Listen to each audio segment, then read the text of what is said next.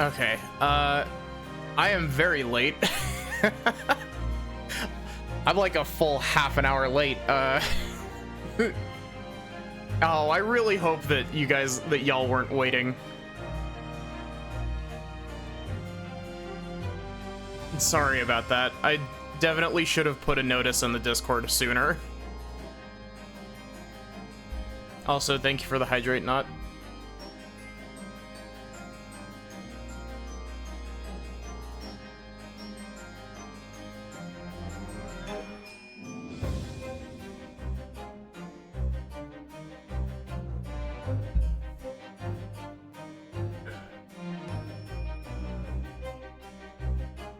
Waiting in spirit. Okay, so we finished talking with Van Zeeks last time, but I want to investigate around his office. Look at that fine collection of hallowed chalices and bottles neatly lined up there. Immediately give me just a moment, I need to cough.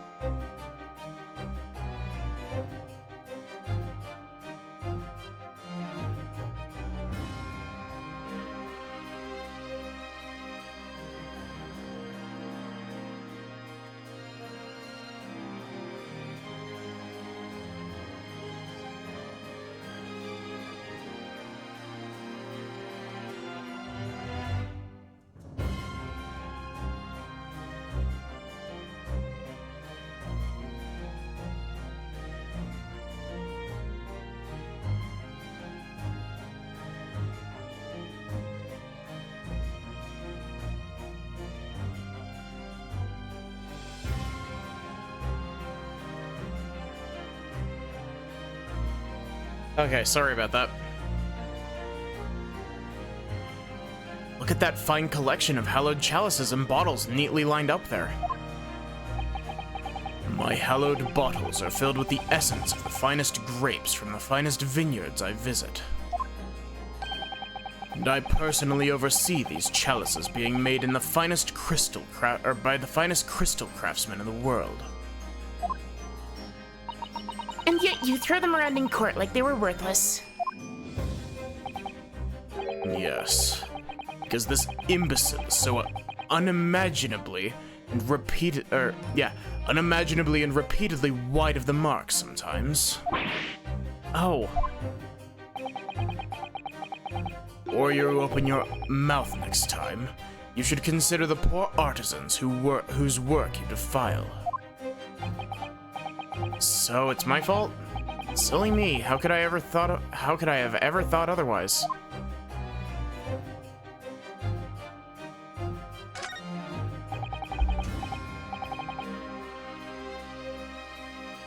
Lord Van Zeek's desk. Look, it's so stylish. What do you mean Van Zeeks has late-stage lead poisoning? And that's a marble chess set besides it.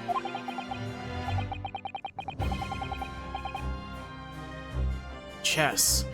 That's the Western version of our Japanese shogi game, isn't it? You know, I'm actually quite good at shogi problems. Oh, really? You'd probably like chess problems in that case. Love to challenge Lord Van Zeek sometime. Too bad of shogi problems. If you only really want to challenge yourself, you can always do that on your own at home. Crystal glasses have lead in them.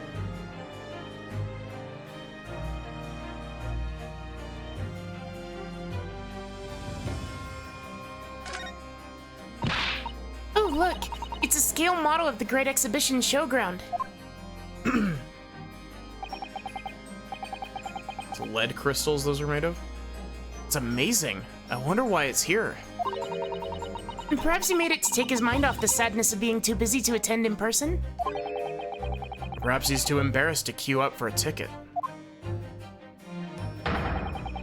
Surely it's obvious that I'm using it as an investigative aid.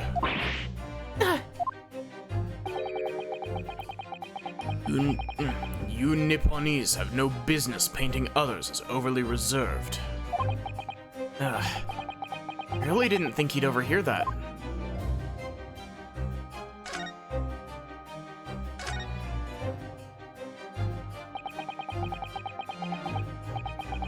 That portrait really dominates the room, doesn't it?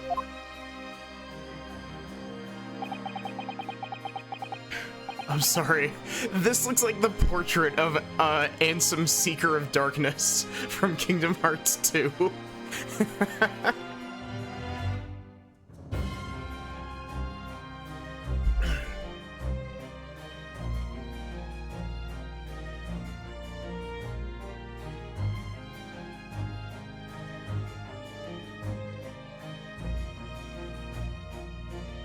Gosh, my throat is absolutely having none of this tonight. It's a very majestic outfit and pose, but sadly, whoever painted it didn't do a very good job of capturing Lord Van Zeek's facial features. Yes, you're right. I mean, it's not far off, but the artist has exaggerated the subject's handsomeness, I think. Ah, that reminds me. I heard Emperor Napoleon of France ordered artists to make him look more attractive when they painted him.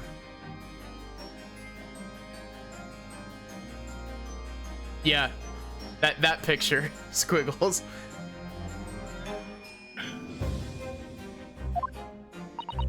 How vain. That's really not an attractive quality in a person, is it?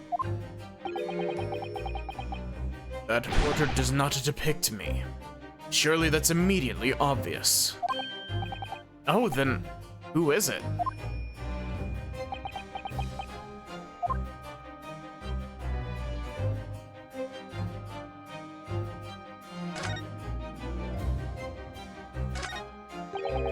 Look at all those ancient casks lining the wall there. Casks in the Reaper's chamber. Or are they caskets? You don't think all those people who escaped conviction in court are lying inside them dead, do you?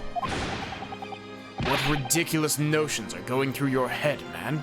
This is my collection of fine vintages. Oh yes, of course. Thank you for clearing that up. Runo and I were just musing to ourselves. Don't mind us, Mr. Reaper. I wouldn't. You hadn't invited yourselves to my office to talk nonsense within my earshot.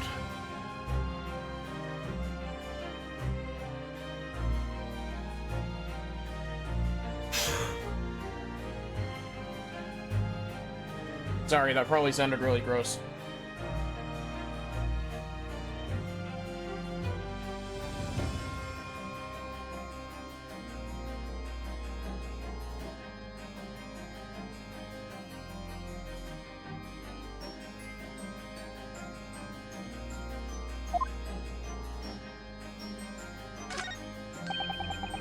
It really looks like a punishment to me. His hair is gray because of all the lead in his bloodstream. That also explains why he's a shade paler than everyone else. I've never seen someone sitting like that before. He hasn't moved a muscle since we arrived. Do you think perhaps he's dead? If he was dead, Runo, he wouldn't be sitting up, would he? Well, anyway, dead or alive, he's not overly approachable, is he? I don't think he's going to talk to us. He's not dead.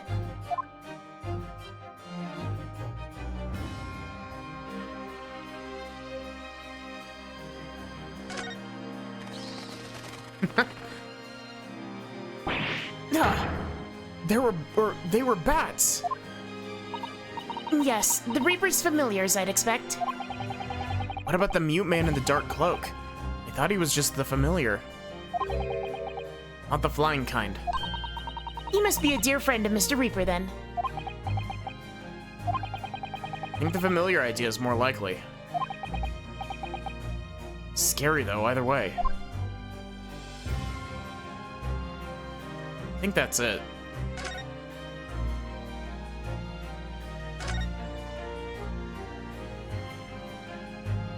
Yeah.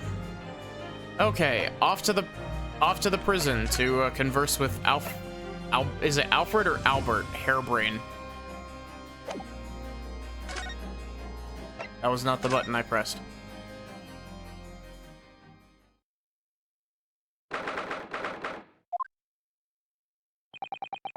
Warden said cell 11.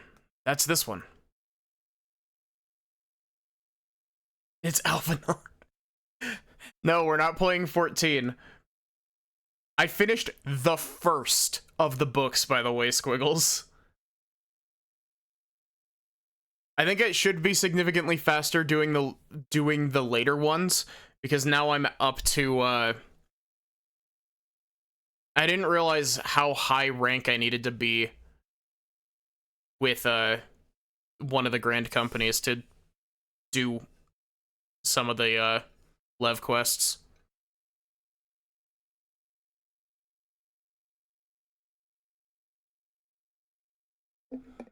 The warden said cell 11. That's this one. Oh, there's someone curled up in a ball in the back corner. Look. What's his name again? Professor Albert Hairbrain, was it? Excuse me. Professor Hairbrain.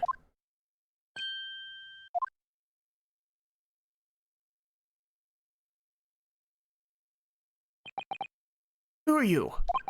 I'm Ryunosuke Naruhodo. I'm a defense lawyer. A lawyer?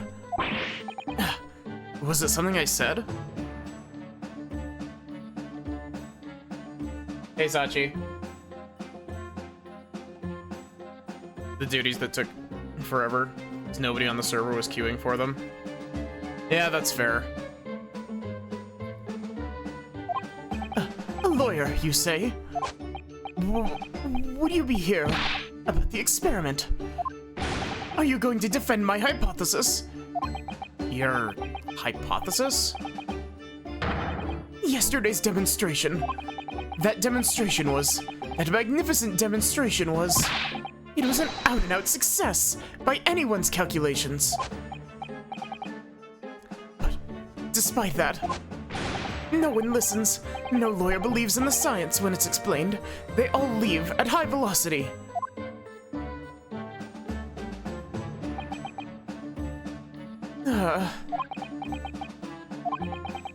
Now's probably not a good time to mention that your zeal made my... concentration. Wow. Dyslexia brain. Made my concentration leave for a while, too.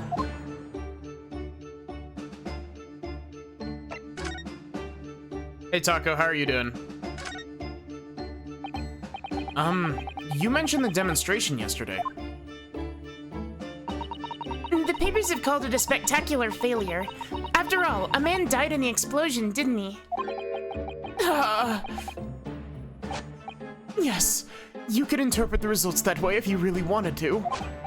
Well, I suppose in the strictest sense, the experiment was a failure, but at the same time it was a great success. You've lost me. I saw it with my own eyes, right there in front of me.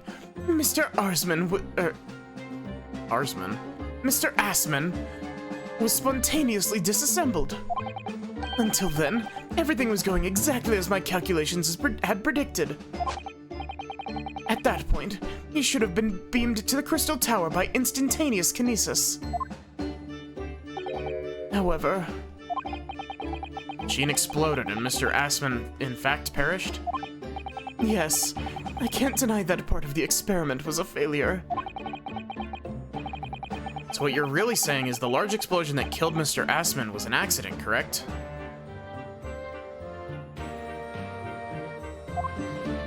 The Crystal Tower, think the Eiffel Tower, but, made of crystal. It's that.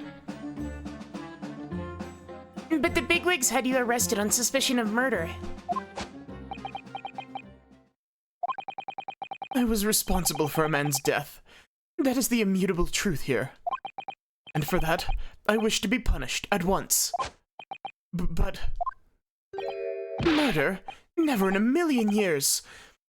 It was an accident. Simply an accident. I see.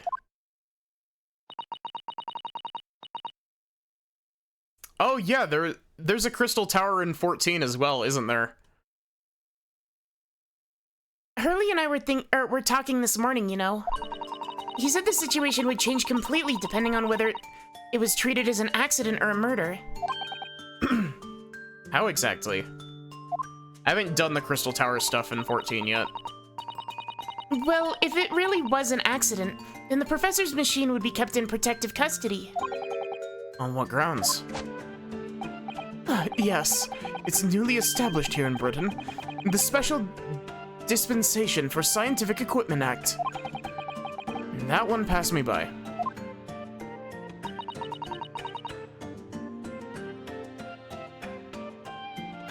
They're required to progress the main story quest eventually.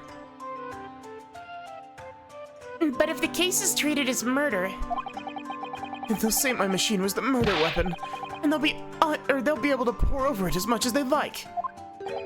If they examine it in detail, they'll find out how it's made, and then they'll be able to copy my idea. My precious hypothesis will be stolen. The machine must be protected from that at all costs. That's why it's imperative this whole incident is shown to be an accident in tomorrow's trial. Ah, I see now.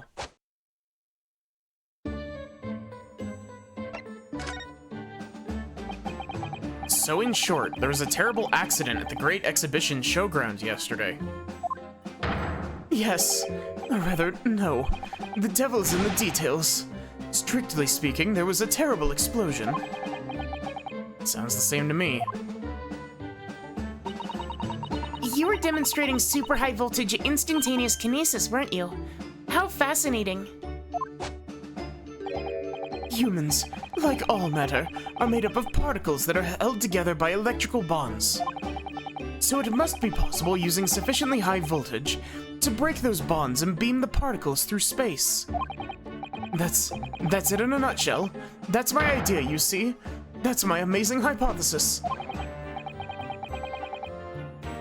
Gosh, that's unimaginably high-level science. You'd think that he would do animal testing first.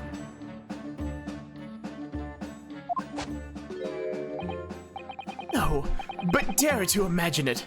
Dare to dream of such incredible technology.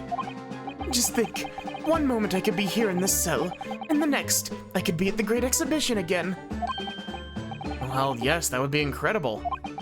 And the next, in the mere blink of an eye, I could be at the Great Parisian Theater, say. The possibilities are endless. The whole of our vast planet would be within reach. So no more hiding in wardrobes on rocky seas for 50 days. I don't really see it like that. Oh, look.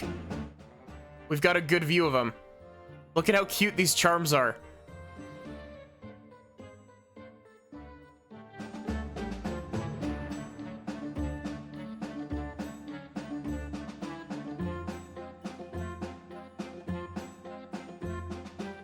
What do you mean, Iris? Well, if you could travel anywhere in the world instantly, the planet wouldn't really seem vast anymore, would it? I think it would feel like it had shrunk. My word, that's exactly right. What are the implications? What does this mean? Yeah, there's ones for all of them. Actually, if I'm not mistaken, some of the concept art shows them like drawn into the actual scenes in game as that. That means you can plant pipe bombs instantly, Iris. Oops, that's got Professor Bunnybrain really worked up at the look of it. Really, this is yet another case of just because you can doesn't mean you should, I suppose. The point is, my calculations are flawless. The science works. But without a practical demonstration, it means nothing. And that's always the fly in the ointment. Because practical demonstrations cost a lot of money. Money that young scientists like you don't have. That's exactly it, yes. Susato's a rabbit and Ryunosuke is a rat. Hurley's always complaining about it. He says the government should invest more in science. Well, anyway, I bumped into him at the right time. I met the well-known investigator, Mr. Assman. The man who died in yesterday's terrible accident, you mean?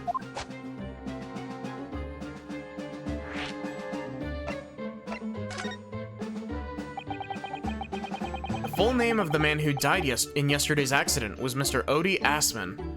wasn't it?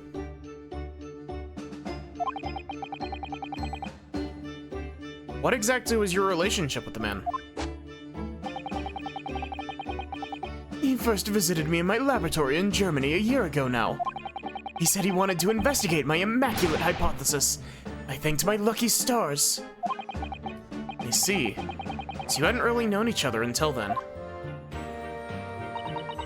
Money for scientific research. I'm so envious. As far as I was concerned, the man was an angel. Oh, really? An archangel, even. He was prepared to fund a practical demonstration of my hypothesis for presentation at the Great Exhibition.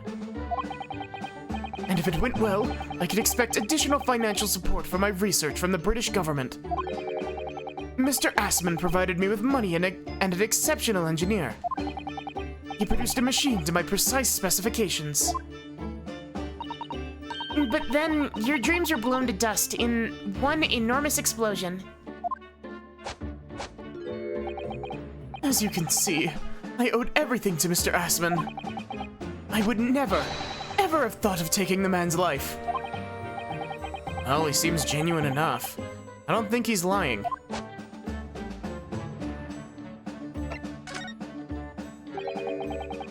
I understand Lord Van Zeeks is a friend of yours from your university days?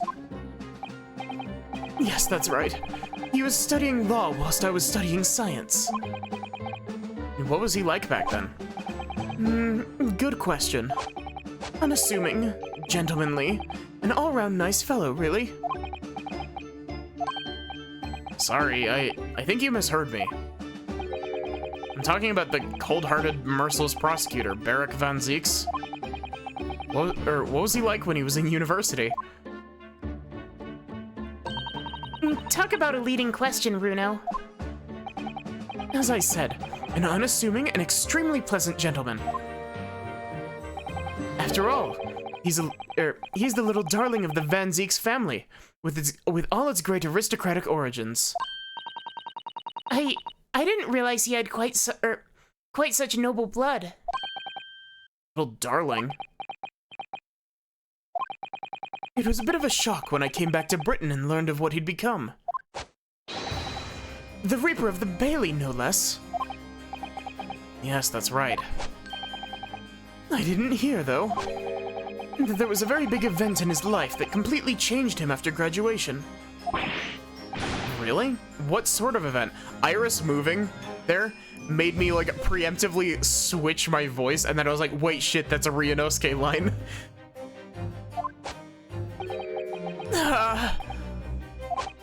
I'm sorry, but I don't know anymore.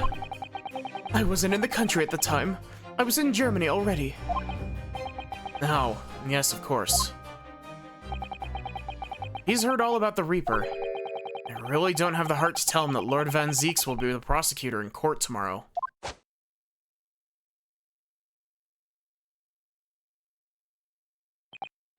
So, Professor, let me just make absolutely sure I've understood you properly.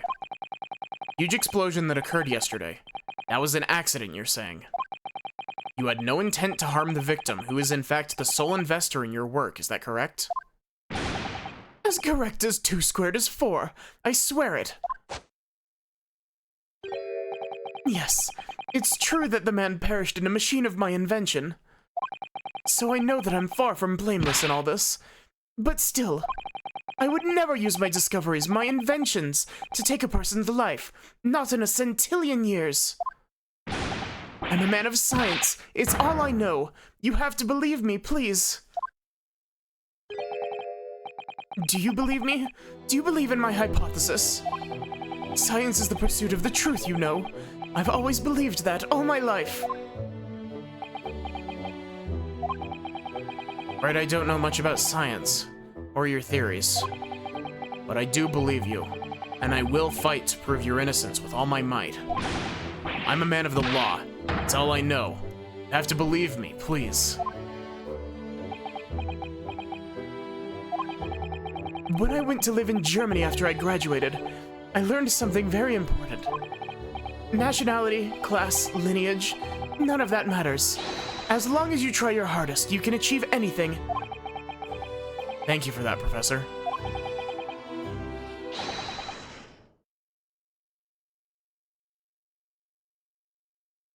And thank you in advance for defending me tomorrow in court.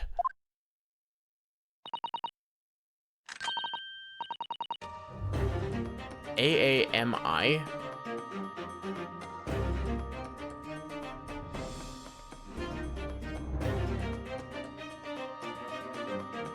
All right, Runo, it's time.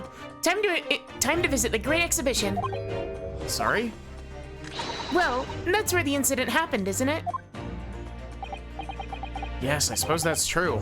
Time to investigate at last. Oh, I've only ever seen Ace Attorney Investigations abbreviated to AAI.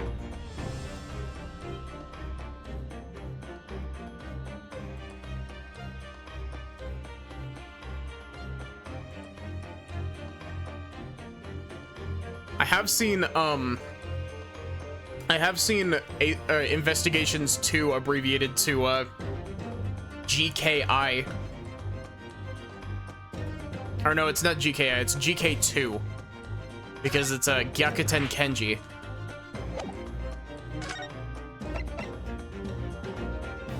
Just like how I always call this game DGS because it's Daigyakuten Saiban. But yeah, exactly.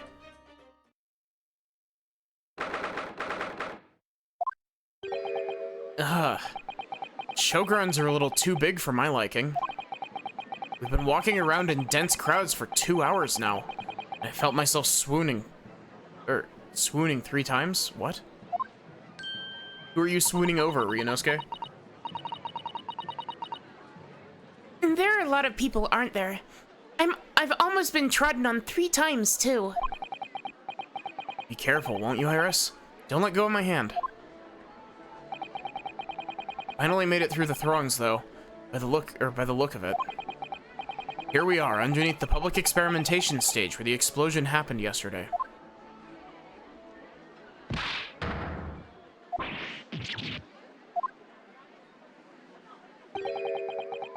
What's that? Your voices from up on the stage. Sounds like an argument.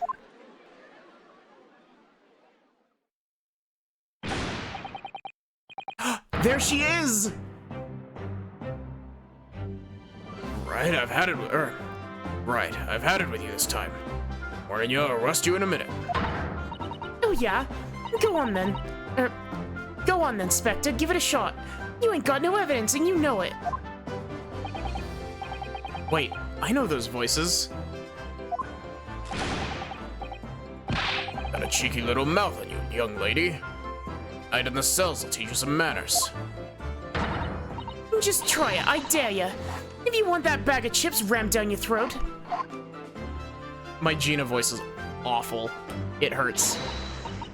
Yoo-hoo, Greg Z, what are you doing up there?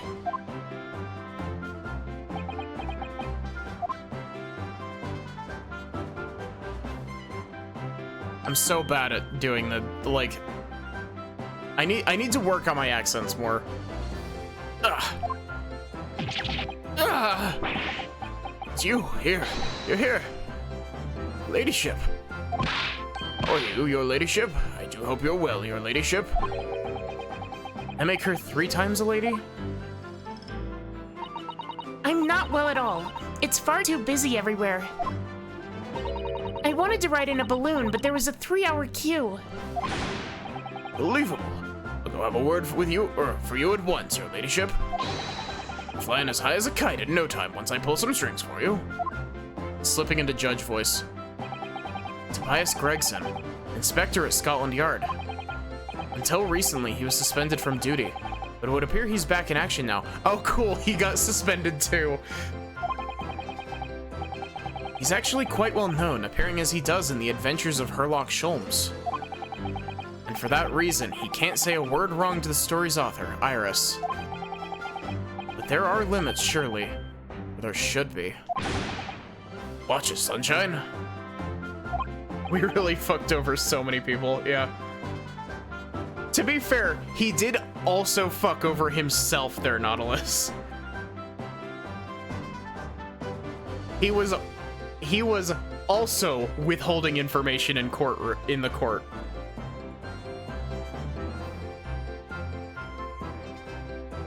Sorry. Gives then. Tell me you're on this case.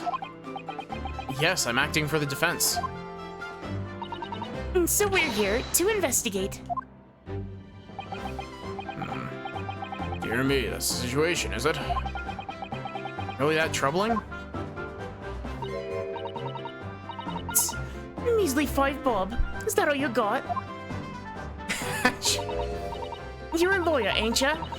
You could stand to carry a bit more copper around in your pockets, Mr. Nada-Odo.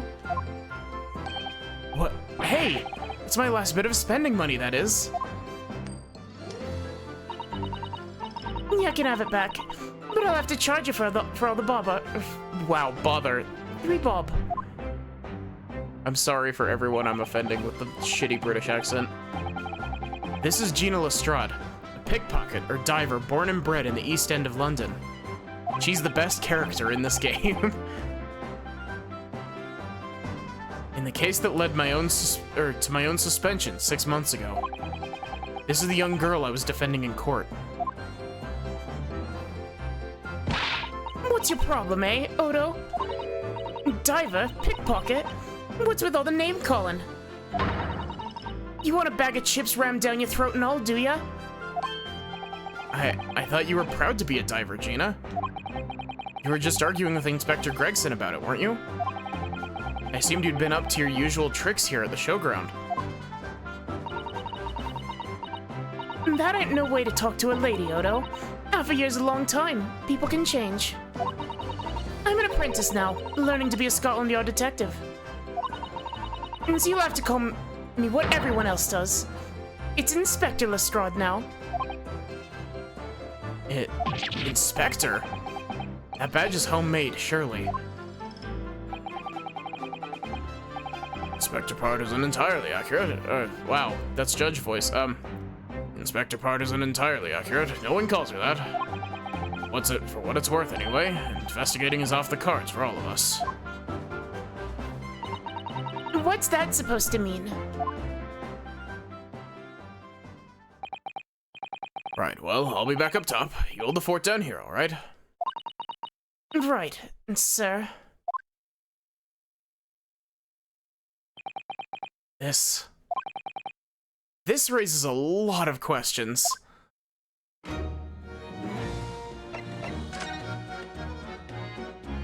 Best girl has arrived. Crystal Tower. It's certainly an apt name. It was built to be the focal point of the exhibition, and it definitely is, being so tall and with all that glass. I can't imagine a building like this ever being erected in Japan. There are lots of exhibits inside the tower as well, apparently. Of course, there's an observation deck, but there's also an art gallery, a zoo, and a museum.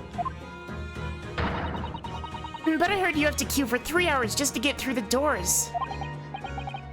Well, at the moment, the shattered glass from the failed experiment may well be the biggest draw. And thanks to that accident, the whole tower is shut. Suddenly, it's not the Crystal Tower anymore, but the Crystal Glass Shower. Apparently everything's taking to the skies, or everyone's taking to the skies now to look down on the disaster area from above instead. But there's a 3-hour-long queue to go up in a balloon now.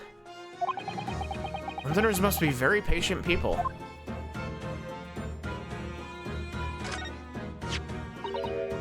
Oh, look, what's this? A ripped piece of cloth. It's not like any fabric I've ever seen before. It's very thick and stiff. Looks extremely durable. It's canvas, I think, with some sort of rubber backing. And the edges appear to be a bit charred as well. Maybe that means it had something to do with the explosion. Let's make note of it while Ginny's mid-yawn.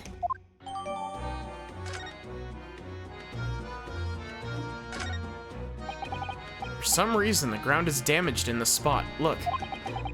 Almost as if there was a fire here or something. Yes, if you look closely, there's some scattered ash and burnt embers, too.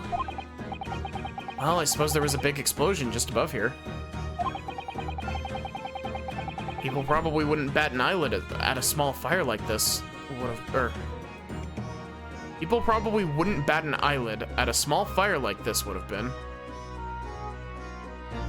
Huh? Oh, there needs... Okay, that's missing a comma. It needs to... There needs to be a comma between fire and like. It should be... People probably wouldn't bat an eyelid at a small fire, comma, like this would have been. I'm not sure we English are quite that laid back, Bruno.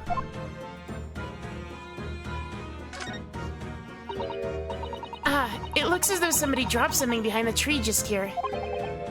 Dropped or hid? Here's my fully automatic crossbow. What's this? Some part of the machine that exploded? Maybe. It could have fallen from the platform above in the blast. Above. Perhaps. What's going on here? Oh, nothing. I think I'll hang on to this just in case. It's nice that, like...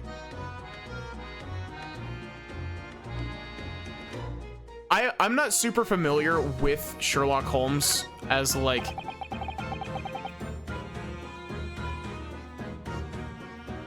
Hey Zora, how are you doing? Did anyone else grow up or have watched the Winx Club? Winx Club wasn't my thing, but I did watch a couple episodes, like, tangentially, because my younger sister watched a couple episodes of it. These stairs obviously lead to the stage above. We should go up there and investigate the exact spot where the experiment was being conducted. Oh, no, I wanted to talk to Gina. Why did it let me do that? So that's it, is it? The machine that blew up. Oh, it must have been a magnificent explosion. I've seen my fair share. You've seen things like this before, you mean? Of course, Hurley's always doing experiments that end in a bang. In fact, in his own words, explosions are the very essence of chemistry. Ah, that might explain the smell of burning that frequently comes wafting up the stairs. One time, he made something that exploded with such force, it took the roof off the building. I wish you'd been there to see it, Bruno. It's hard to get too excited about that, given that I now live in the roof. Well, anyway, that's enough about that. Time to investigate. Ah, look, Inspector Gregson is over there. He seems to be deep in thought about something, whilst eyeing the machine up carefully. Really? He just looks confused to me.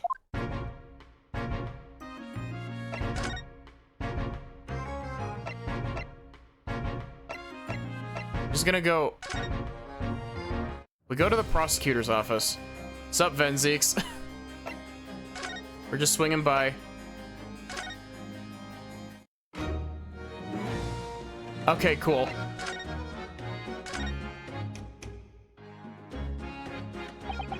It was 8 months ago now that I first encountered Gina, in connection with a case I was working on. At the time, she was living in the East End with a group of other orphans. She helped all of them survive by pickpocketing, but then she got embroiled in a murder. I had a lot of time to think in prison. I realized I couldn't go on like I was.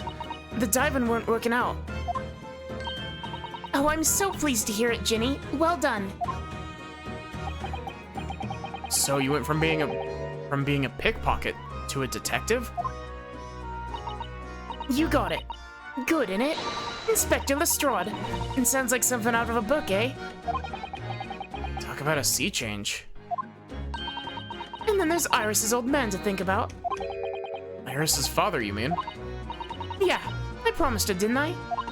I said I'd get all the police forces around the world to pull out all the stops looking for him.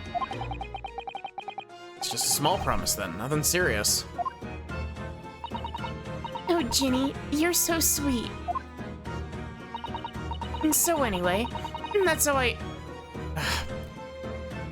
Gina, I love you, but please, your dialogue is so hard for me to read. And so anyway, that's how come I had to go at the test for Scotland Yard. There we go.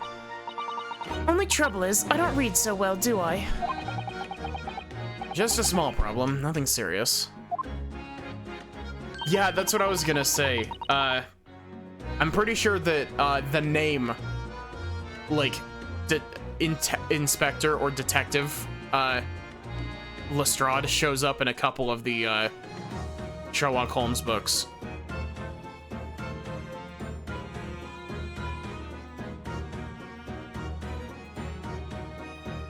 And that's when Hurley approached Gregsy and asked for help. And so the inspector said he'd take full responsibility for Ginny and make her a sort of apprentice. I was very magnanimous of Inspector Gregson, and brave. Well, you know Hurley. He enjoys finding ways to make people do what he wants. Great detective likes digging for dirt. In other words,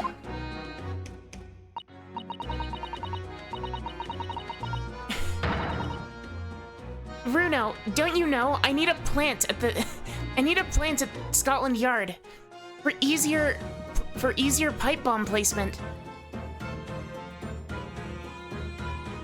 And so the long and the short of it is, you've got questions about the case, you can ask Inspector Lestrade. right then, Inspector. Actually, there's still a big mystery surrounding Gina, isn't there? Oh, what, Bruno, what? Well, 6 months ago, Gina was the defendant in a trial prosecuted by the Reaper. A trial in which she was found not guilty. And yet, here she is still. Come on, you're not still on about that, are ya? The Legend of the Reaper or whatever it's called. Cool. You don't have to worry, Otto. I didn't half worry. There probably wouldn't be a whole lot of you left. It's like I told you before, innit? The Reaper's kinda like him upstairs. So he knows what I'm like on the inside. That I ain't really done nothing wrong. Nothing wrong might be stretching a point. What about Mr. Natsume in Japan? He's perfectly fine, isn't he? Well, that's true. Perhaps the Reaper's more discerning than I thought. Exactly. So I ain't worried. I'm totally fine.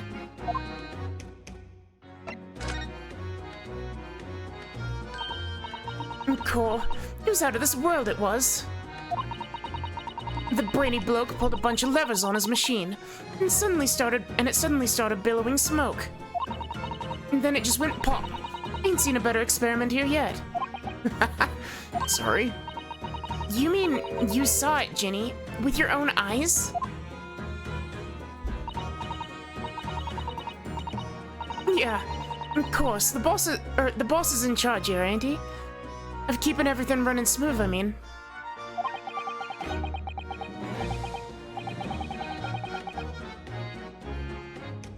Boss being Inspector Gregson, I suppose. That's going to take some getting used to. And so all I have to say is that I'm on duty and I can do whatever I want to. Get this. I was up in one of them flying balloons when it happened, watching it from above. No, you're so lucky, Ginny. Maybe I should join Scotland Yard too. Yeah, do it. Wow. The cringe of that voice line just hurt. Like, that came out so incorrectly and it hurts. You know how to put the boss in his place already, right, Iris? You'd have no trouble at all. Then it's settled. When do I start? No. You can't join Scotland Yard, Iris.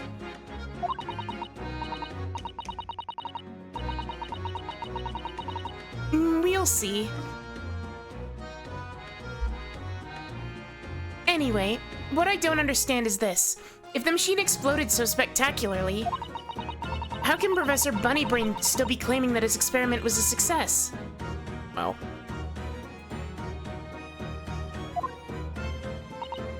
Oh, right. Well, it was a success. In a way. It was? How can it have been?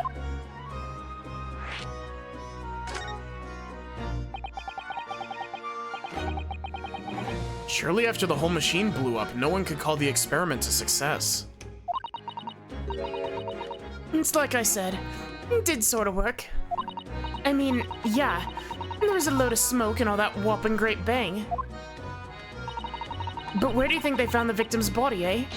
In the crystal tower over there. What? The tower?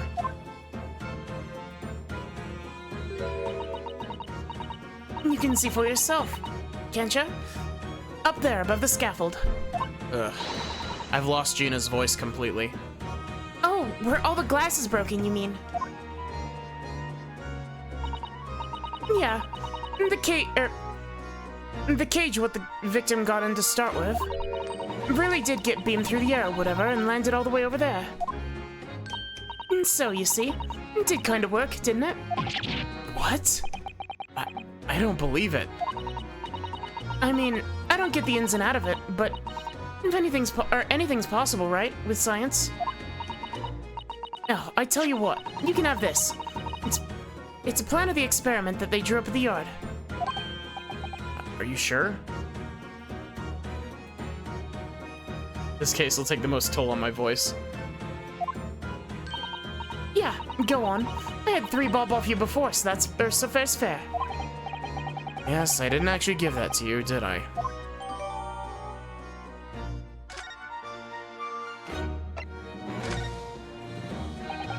Something Inspector Gregson said before seemed a little strange. But it's worth anyway. Investigating's off the cards for all of us. Yes, naughty old Gregsy ran off after that without explaining himself. Oh, right, that. The boss said no one's allowed to investigate that weird machine what blew up yesterday. Well, that's not fair. We're representing the defendant. In that case, could you at least tell us what you've learned from your investigations? Nah, you're not getting it. We ain't allowed to investigate neither. Why? What did the boss call him again? The forensic investigation team, I think. Anyway, apart from them lot. Ugh. Sorry, I coughed directly into my microphone. Anyway, apart from them lot, no one's allowed to lay a finger on the scene. A bit funny, innit? So even Scotland Yard's own detectives can't investigate. Yes, I've never heard of something like that before.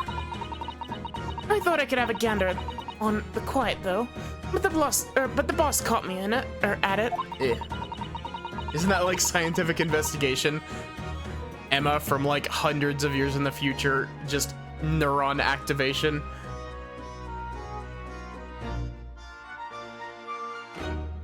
You probably heard him giving me an earful about it before, from down here, did you? Yeah. Gina's lines are going to be tripping me up the entire game. Gina, I love you, but your lines are so damn hard to voice. You probably heard him giving me an earful about it before from down here, didn't ya? It's not bleeding fair. I think you were giving him as much of an earful back as I remember it. Yeah, well, sometimes I think it's all them chips what make him so stubborn. You say something to him, Odo. Go on, and see if you can get through to him. He's up on the platform above us, is he? Where the machine that exploded is.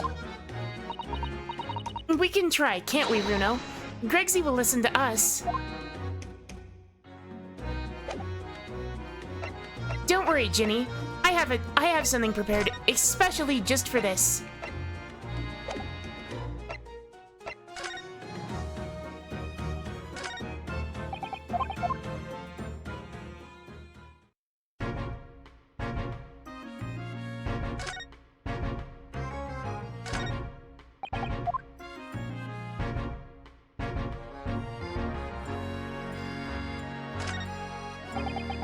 There are all sorts of strange buildings here in the Great Exhibition Grounds, aren't there? I I seem to remember something similar being exhibited in Japan one time. Oh, in your country, Runo? I do wish I could go and see it.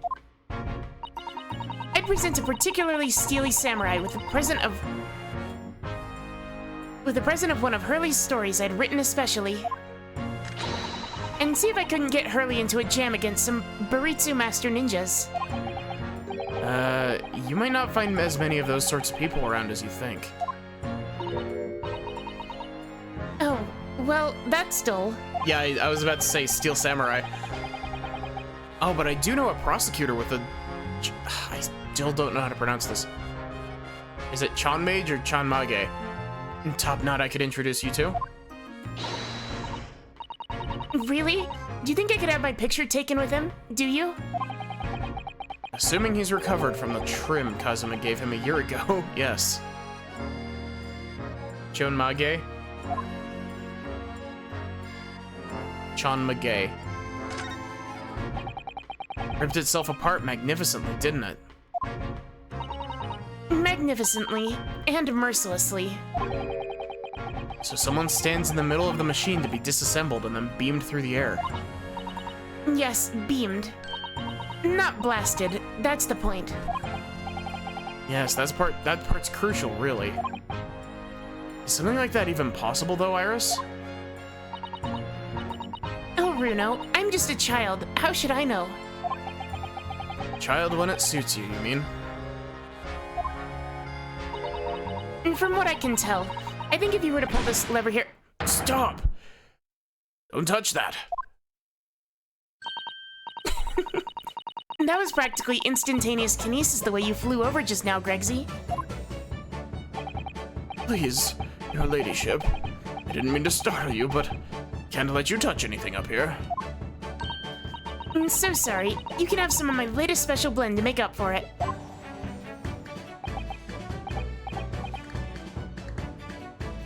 I made it with Nightshade. Wonderful. Stuff really is wonderful. Just like old times, this is.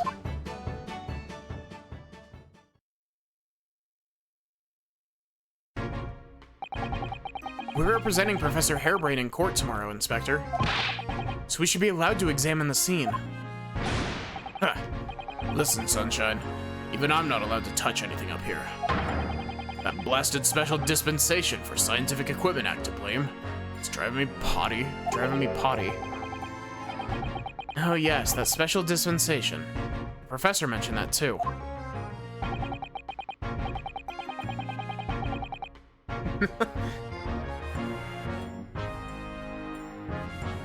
The secret is that wasn't a thermos holding the tea. That was one of Iris's pipe bombs.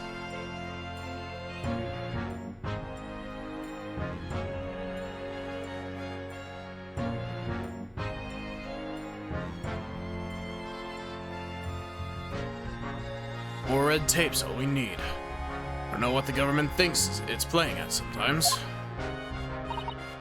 You mean he drank a pipe bomb? Rad. Yeah.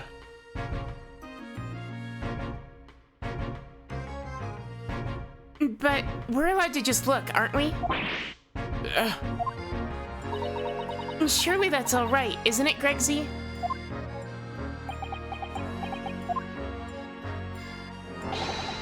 Of course, your ladyship. Anything you say, your ladyship. Please don't get your dainty hands dirty, will you? Don't worry. We wouldn't dream of touching anything, would we, Bruno? Also, I have gloves. She really knows how to get what she wants.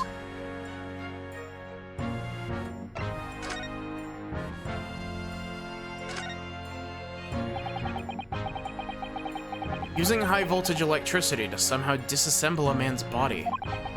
And then beam him across the crystal tower, or across to the crystal tower.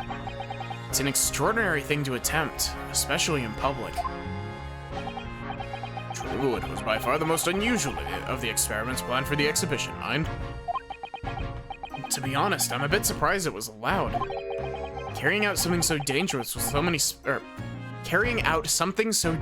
with so many spectators present, I mean. Government's doing everything it can to promote new science and technology at the moment. More worried about being ahead of the game than the odd spot of public safety infringements. They can be the first to develop some new technology. It makes Britain more powerful in the future, you see. Yes, I suppose that's true in a way. The country is known for exporting colonialism. So then the powers that be are placing a heavy emphasis on the scientists' rights at the moment. What sort of rights? Making it so that any theories the brains have remain their legal property, as it were. Right through developing it to a practical idea and even going into production. To the infuriating reason us coppers aren't allowed to touch this crime scene is the new High-Fulton Special Dispensation for Scientific Equipment Act forbids it. Ah, I see now. Only people with permission to investigate here is some brand new department at the yard. Forensic Investigation Team, it's called. We've been relegated to keeping guard. Forensic Investigation Team? Any old fool can see that this heap of scrap metal was a sham to begin with. Just because it says scientific equipment on the paperwork, can't do a flamin' thing with it. Poor Gregsy. He's very head up, isn't he?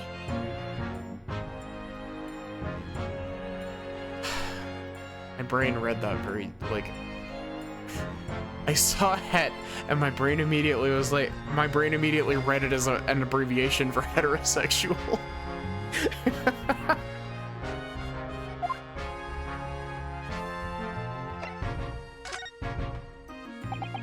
Remind me again, what's this new legal act that means we're not allowed to touch the scene here? Having me at it, Sunshine? It's the Special Dispensation for Scientific Equipment Act. Yes, I think Hurley mentioned that recently. With a real twinkle in his eye, if I remember. Sure he did, your ladyship, I'm sure he did. Asked especially for its great exhibition it was. All scientists have to do is present their ideas or invention to some suits in the civil service. If it gets rubber stamped, the guarantee of rights to maintain the invention's confidentiality. Or that's a guarantee of rights. What does that really mean? Think about it. All the world-changing new inventions on display every day at this exhibition. A good half of them are a load of cobblers, if you ask me, put forward by shammers like yourself. Thanks for that. Oh, I love how absurd some of the inventions here are. It's all so fun. Might be fun to you, but a member of the force has to be present at every single demonstration. Imagine, eh? In science, that's what I say. Oh, I don't think so. That sounds like my dream job. Didn't think otherwise after spending a day guarding all these shammers' bogus contraptions. If they're all bogus, how can anyone hope to demonstrate them? There'd be no point. Yeah, well, there's a point, sadly. Sorry? Thanks to another of our government's bright ideas. Any theory or invention is deemed to show potential. The government hands it a research grant. Scientists get funding? Exactly. That's what they're all after. All these shammers coming from far and wide to clog up Hyde Park. Best to keep them all safe, huh? Best to smile politely and welcome them. Us coppers, that's who. You can see why I say it now, can't you? Hang science, hang it! Oh, maybe I can see your point.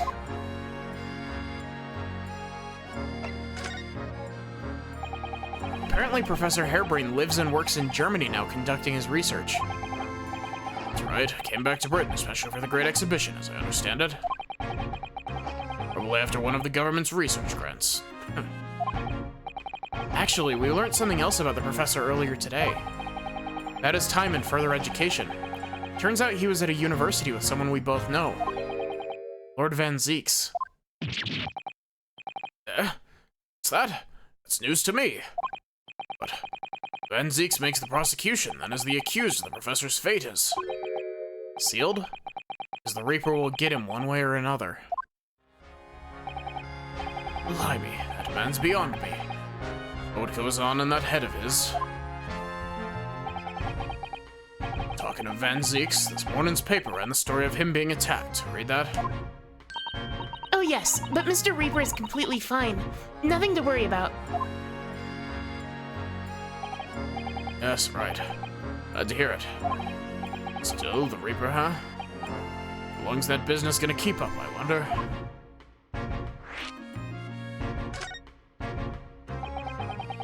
The victim of this case, the investor, Mr. Assman, was another of the Reaper's victims, or so I heard. Lord Barrett Van Zeeks is a top-class prosecutor. Laughing a bit because of the head bit thing. Yeah. I genuinely, like, I saw het, and my brain immediately was like, that's an abbreviation for heterosexual. Even he can't always push the right verdicts, though. Sometimes justice can't win. Yes, I've heard about jurors being bribed and evidence being falsified. And that's how the notion of the Reaper of the Bailey came about, isn't it? Obviously, Scotland Yard suspected Van Zeeks initially. Bill assumed he was taking matters into his own hands if he failed to seal the deal in court. Although the man himself denies that charge. Well, we've done a very thorough investigation. The conclusion we've reached is that Lord Van Zeeks is in no way related to the deaths of those people outside the courtroom. No question in my mind, I'd stake my reputation on it, I would. But if that's true, how do you explain it? All those defendants couldn't have just coincidentally died if no one killed them. I know that, but I can't explain it. It's a mystery after all, isn't it? That's the whole point of the Reaper. Professor Hairbrain mentioned something else. He said that at university, Lord Van Zeeks was a totally different person. Easygoing and kind. What? He said that it was after they both graduated that something happened to change the man. Do you have any idea what that was? No clue. Really? Look, I've got my hands full watching over this frustrating crime scene. When you go and make a nuisance of yourself elsewhere, eh?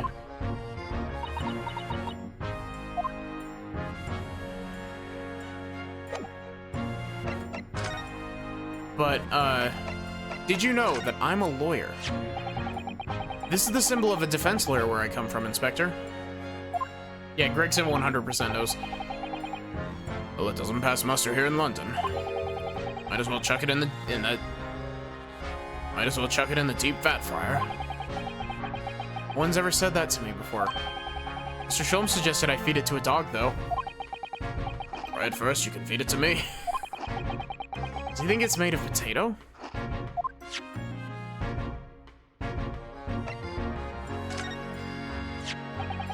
Inspector, have you read this paper?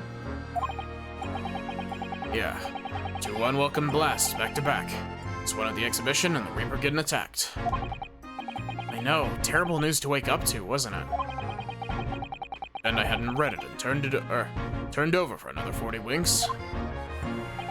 Thanks to that, I was late up and got a roasted from the super. Some mornings are like that, aren't they?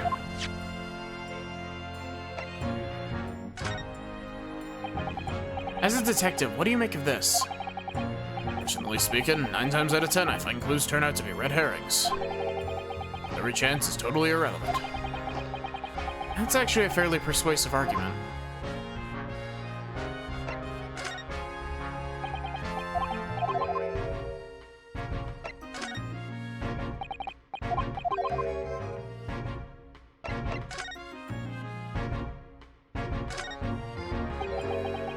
Looks like layers of thick canvas with a thick rubber lining of sorts. Never seen anything like it before. But applying Mr. Sholmes' methods, you might deduce it was part of a raincoat worn by someone who really, really didn't want to get wet. The charring must have occurred when the person was struck by lightning. Or maybe not.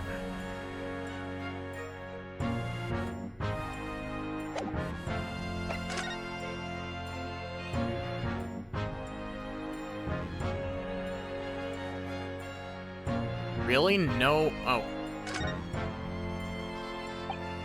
Ah, there's some sort of lever here. It is a crossbow. What the? What is this?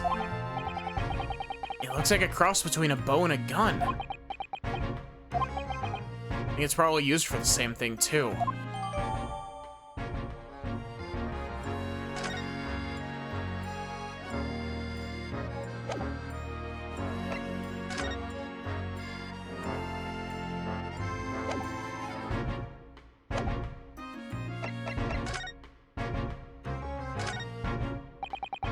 Considering how badly damaged everything is, Professor Hairbrain was lucky to escape unscathed, I'd say. We should have a good look around the machine while we can, I think. Touch anything and I'll make sure touch anything and I'll make sure I kill you before I get strung on myself, you hear? I won't touch a thing, I promise. So please, spare a thought for your digestion. Anyway, do you really think this machine could actually disassemble people like the professor claims? He asks, looking totally incredulous. Give it a rest, Sunshine. We're allowed to examine all this bleeding scrap metal. Maybe we could answer that question. We can't, can we? Because of the annoying rules, you mean? Exactly. Annoying, obstructed, flamin' rules. Oh, look at the base of the machine there. Oh yes, there's this tool of some kind poking through the wire mesh. It's a screwdriver, I think. Oh, isn't it a lovely one? The handle is in the shape of a capital letter A. Is? Oh yes, you're right. What's the matter with you? Don't touch anything, I said. Touch anything and I'll make sure I kill you before I get strung up myself, I said. Yes, I understand. Sorry. I only touched it a teeny-weeny bit. But Gregsy, I'm very curious about this screwdriver. Really very, very curious. Of course, your ladyship. You're so clever, your ladyship. Fancy spotting something like this? I'm afraid I can't let you have it. But Runo found it first. Sure you, I'll investigate it thoroughly.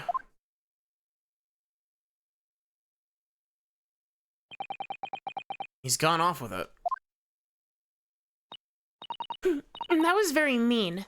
I'm afraid Inspector Gregson is going to make a very clumsy and embarrassing mistake in next month's installment now. Or Gregsy. Whoa! We have a whole ass extra screen up here. I didn't even notice that button until now. An amazing horn-shaped device is pointing towards the Crystal Tower. I suppose once people are disassembled by the machine, they're shot out of that thing to wherever they're going.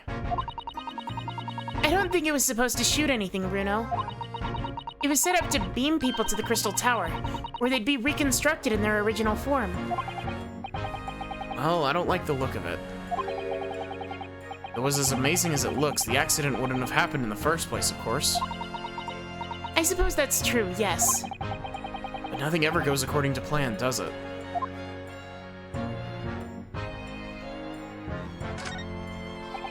So those are people carrying balloons, dangling silently in the skies over London. I always thought the day would come when humans would discover how to fly.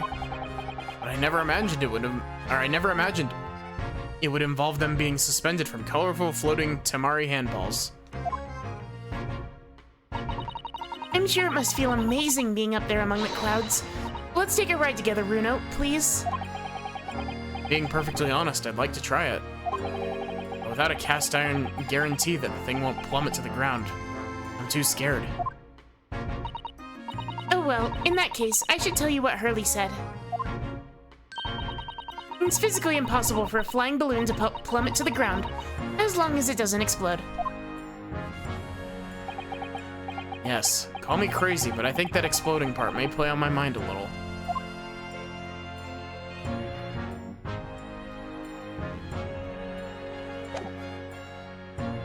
Oh, you're back.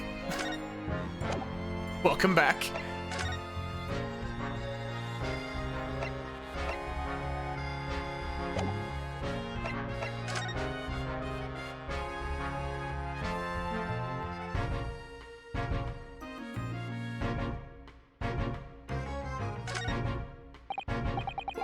What is that gigantic thing over there? Looks like an enormous water wheel. Oh, that's a Ferris wheel. There will be people riding inside those little cabins you can see. Why? Well, they rotate nice and slowly, so it's a wonderful way to see the surrounding scenery. Wait, it's turning? But it looks completely still. Yes, that's because it's turning so slowly, one complete revolution takes about half an hour. I'm mad enough to go in one, it would be more fun to whiz around fast, don't you think? I feel as though you might have just invented a new sort of ride there, Runo.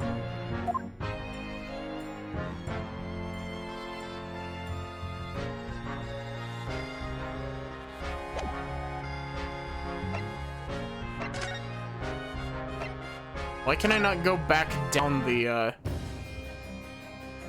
What's up?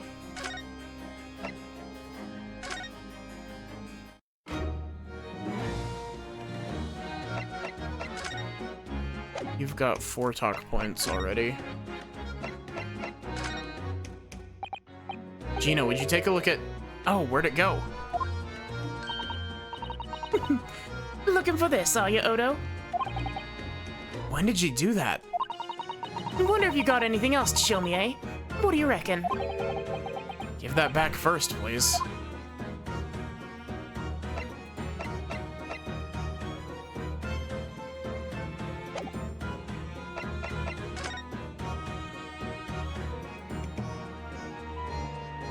Oh, there's another up here.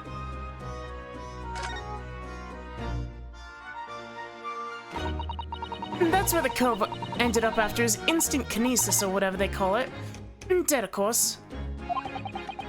And yet they're calling the experiment a success? What's the wooden scaffold there for? Wow. The coppers, our lads, set that up after the incident happened. To get the body down, I think. Don't know, really. Didn't you help to erect this, or did you help to... Didn't you help to erect the scaffold, then? Nah, lookout duty's more my thing. Wandering around the exhibition and keeping a lookout for the fun stuff. Mind Gregson doesn't hear you saying that, or he'll give you the boot. It's incredible, though, isn't it? I mean, I could... I don't know how I read that as, I mean, I could be the victim. I mean, could the victim really have bridged that gap by some sort of invisible kinesis?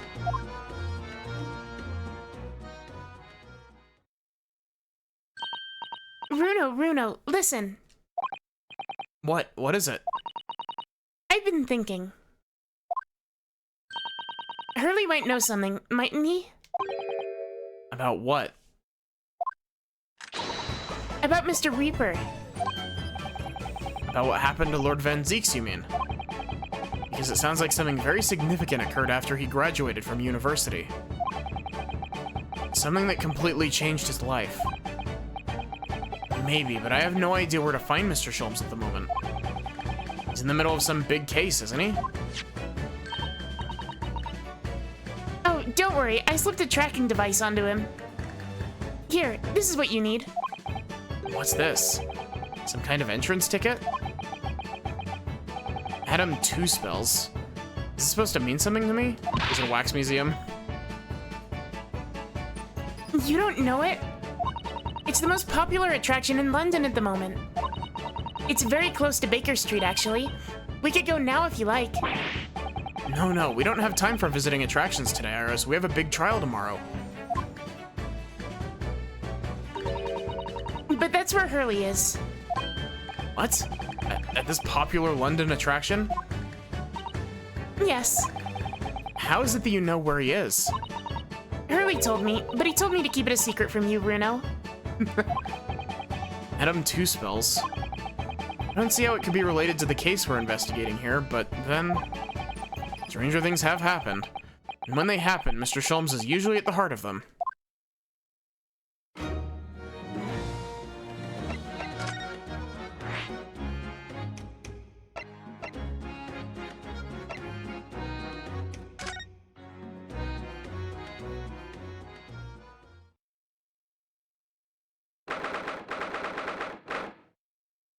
It is. I've actually been to Madame Tussauds twice. It's a cool wax museum. Like, genuinely, it's got some, like, the wax sculptures at Madame Tussauds are very detailed.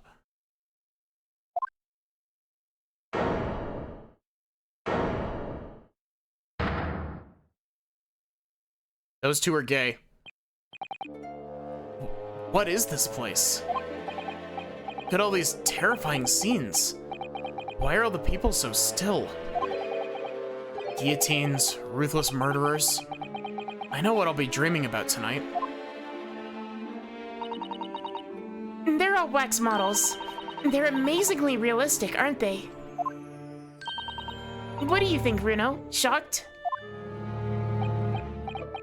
Wax models? Ah! I read about dead bodies in wax once, in a magazine about strange phenomena. Depending on how corpses are kept after death, parts of them can turn to wax, apparently. Yeah, that's called, that's what embalming is, isn't it? It's called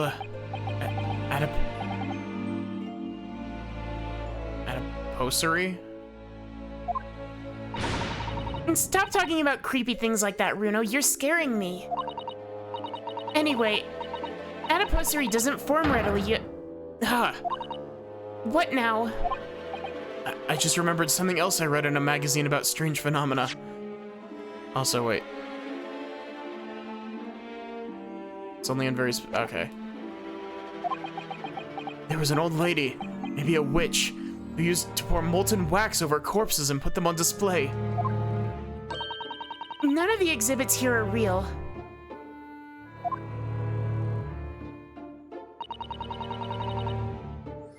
They're all entirely man-made replicas. It can't be. Do you really expect me to believe that? Just look at them. Oh. There's no way anybody could make models of the people that are... Whoops. There's no way that anybody could make models of people that are this realistic. And they're all such gruesome scenes. Wait. What is it? Oh no. I must be seeing things.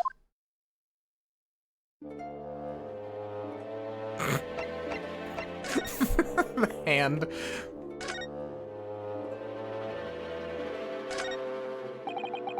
It's... the great detective, Mr. Herlock Sholmes. Mr. Sholmes has his own wax statue in here? Really?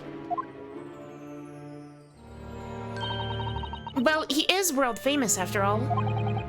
It's an uncanny resemblance, isn't it? Makes my skin crawl to look at it. I know.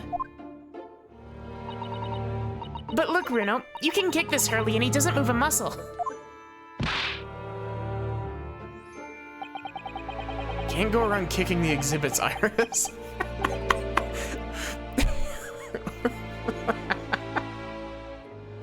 Wait.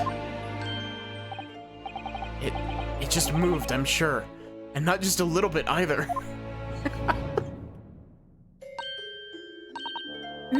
Really?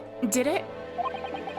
Look closely. There are beads of sweat on the face of this waxwork model.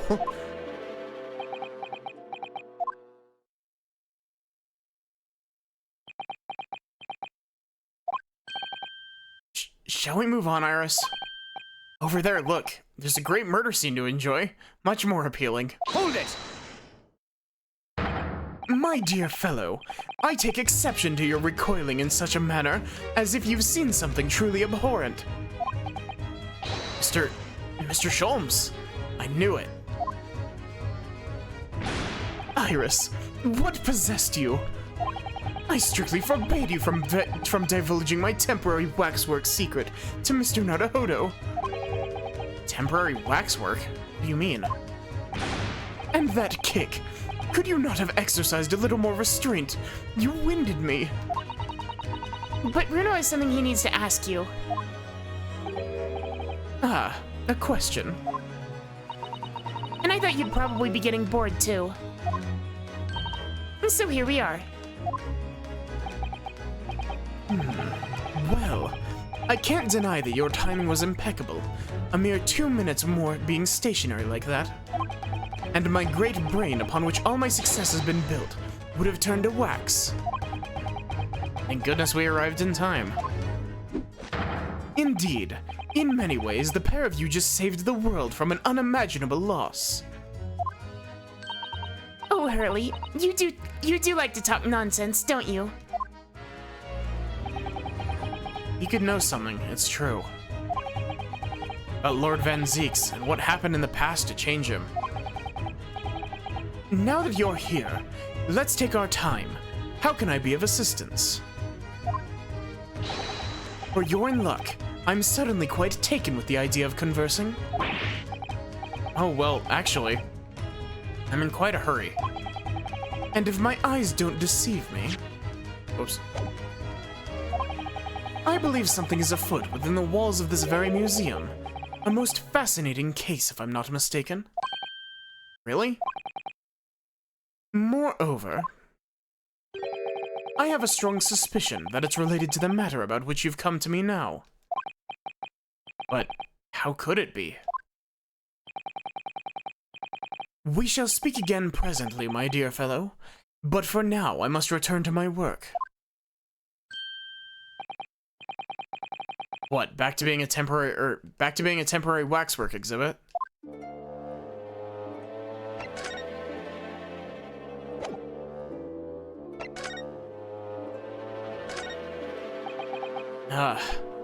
Is that an example of a Western Tsuchigiri?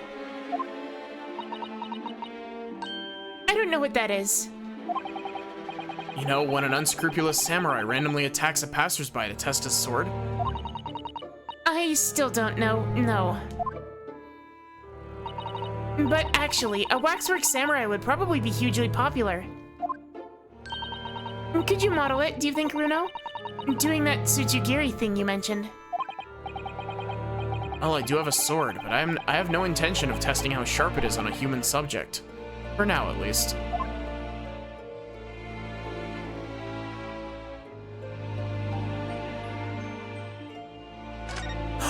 Please. Oh, that's a funny place for a little ladder. What is it? Is something wrong? No, it's just that in Japanese, we have a totally different word for a ladder that folds in half like that. We do in English too, you know. It's a stepladder, or just steps. So be careful about making assumptions about other cultures, Runo. That's how wars are started. I didn't realize stepladders were an international point of contention. The writer makes an astute point. You gotta love the stepladder conversation. These models are so well made. I can't tell what's waxwork and what's a real human. That's how Hurley gets away with making himself a temporary exhibit for the day. Maybe there are other people posting his exhibits in here then? Or maybe all of the exhibits are real people. And when it's closing time and all the visitors have gone home, they suddenly start moving about. Ugh. Just thinking about it makes me wish it was closing time already and I was on my way home.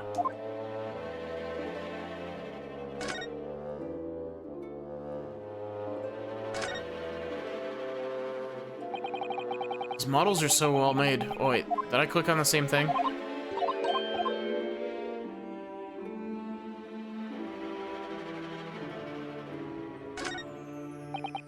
That big heavy curtain is in a very prominent position, isn't it?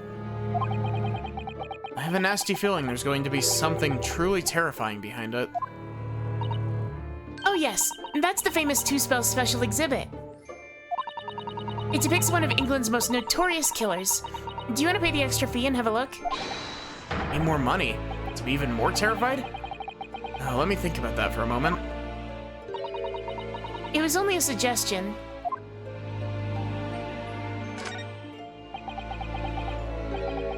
Is this an arm? It looks like an arm, doesn't it? Maybe one of the waxwork models has fallen over. You don't think it could be the work of one of the mass murderers in here, do you? Bruno, stop scaring me. Is it a wax arm or a real one? Come on, you're always pointing that finger of yours in court. Poke that arm now and see how it feels. Objection.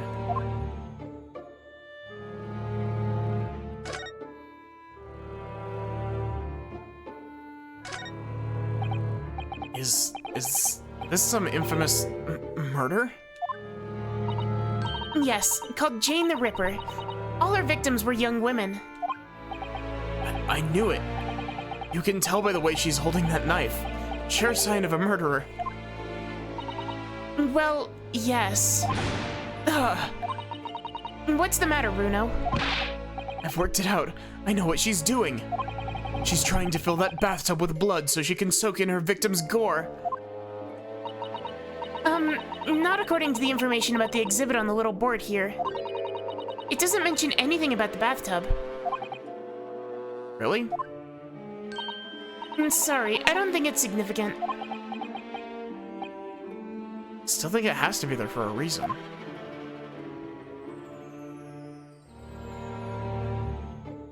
I'm sorry. I like this design. This Jane the Ripper.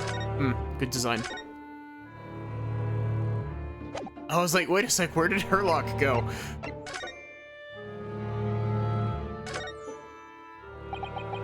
What is this place?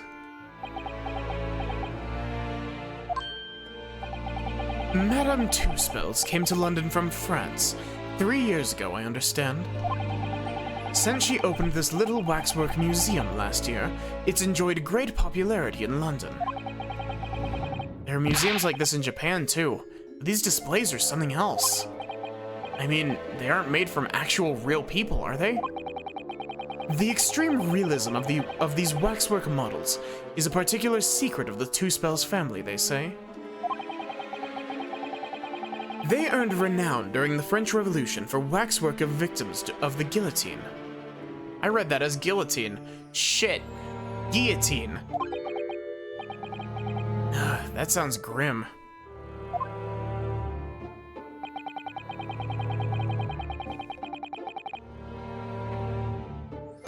The gruesome scenes were portrayed with such realism in the expressions of the faces of the condemned. Apparently, the sculptors would make the models directly from the corpses, right there at the site of the executions. Really turns my stomach.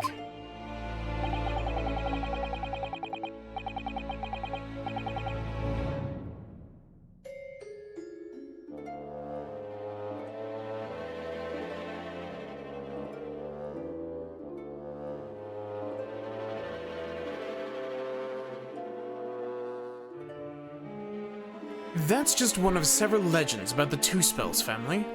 Whether there's any truth in it, I couldn't say. But anyway, this museum houses models of famous people from all over the globe. Nevertheless, the most popular area of the museum by quite some margin is this House of Horrors. House of Horrors?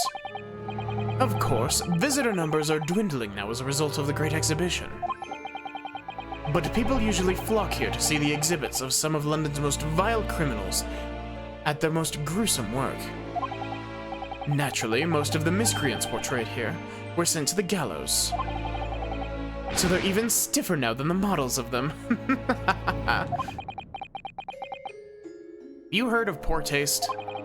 My dear fellow, the public live for poor taste. They yearn to be shocked. So the hideous exhibits in here are... They're all portrayals of real events that actually took place. Is it just me, or did the temperature in here just seem to drop?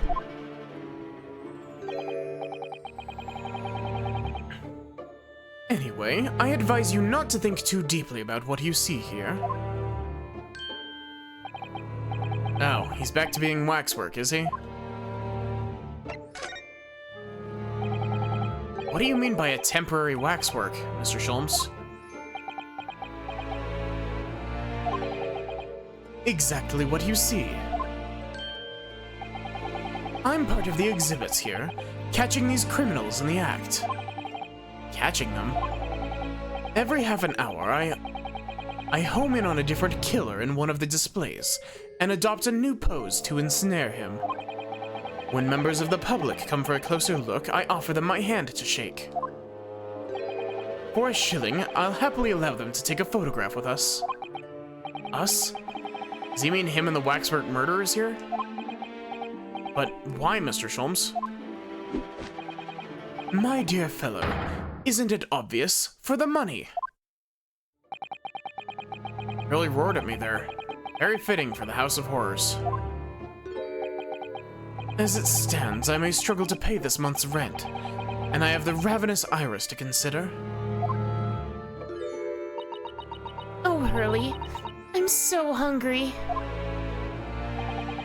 If push comes to shove, I shall have to ask you to do your bit, Mr. Naruhodo. What's he threatening to rope me into now?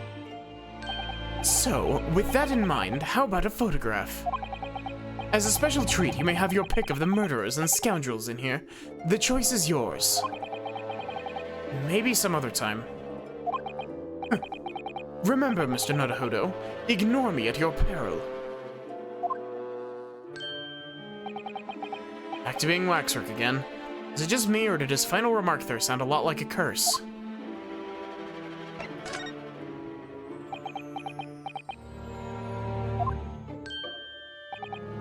Well, what is it you'd like to ask me, then? Actually, it's about Lord Van Zeeks. Ah, our friend, Mr. Reaper. How did you find him? Well, I trust.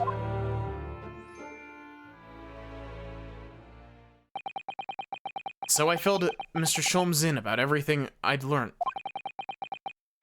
About Lord Van Zeeks, about Professor Hairbrain. I read that as Prosecutor Hairbrain.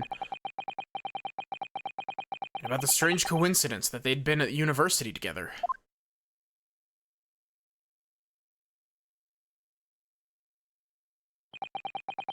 So I'm wondering if what's happened to, I'm wondering what it was that happened to make Lord Van Zeeks such a different person. I was sure that you'd know, Hurley. You said there was something going on here in this exhibit hall before. That something was afoot. And you believed it was related to what I wanted to ask you about.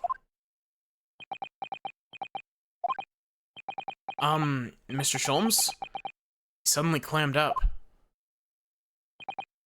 Well, it seems we've reached the unavoidable... Greetings? Oh my god, I love this design! Oh, hello. Where did she appear from? What's she wearing? Could she look any more mysterious? This is a model I would use in VR chat, unironically. I hope you're appreciating my museum. Sorry? Have we... Mr. Sholmes, do you know this? Not again. My apologies. I am Esmeralda Two Spells. This is my museum of waxwork. What? You're the Madame Two Spells? Also, I like the Two Spells. Bien sûr. Though only 26 years young, I might add. Is that significant somehow? I'm a madame in name only. It adds a certain je ne suis... How do you pronounce this? It's like je ne sais quoi, I think. Right. Firstly, I must apologize for my waxworks. Or rather, one waxwork in particular. That'll be Mr. Sholmes, then.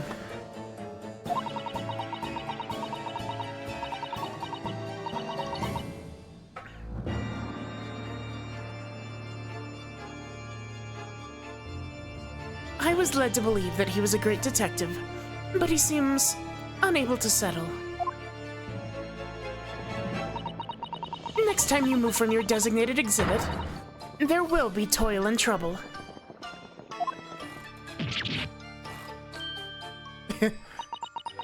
She sounds deadly serious. That's a problem. How am I supposed to ask Mr. Sholmes about Lord Van Zeeks now? Let's not forget what Hurley said before.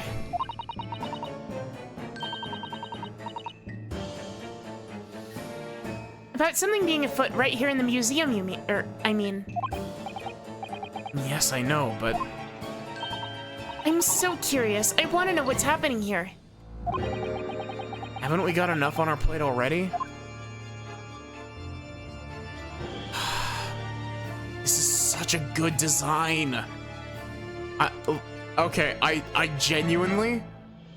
I'm going to be nerding out about this design every time she comes on screen. Like, oh my lord, I love this design so much. This looks like something ripped straight out of Professor Layton versus Phoenix Wright, and that is only a compliment.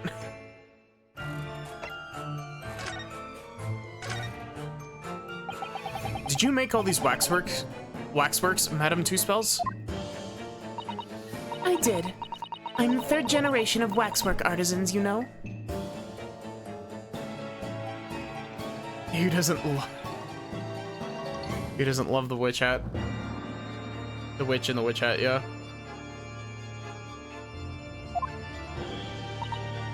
Gosh. It was my grandmother who began the tradition in my family. Her fortunes were Secured? living through the turbulent times of the French Revolution as she did. Though that is when she acquired the saber... Stop throwing in French, please.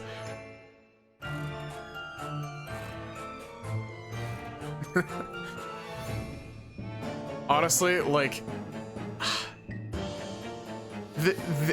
genuinely, this design is good enough that I might do art of it. Like...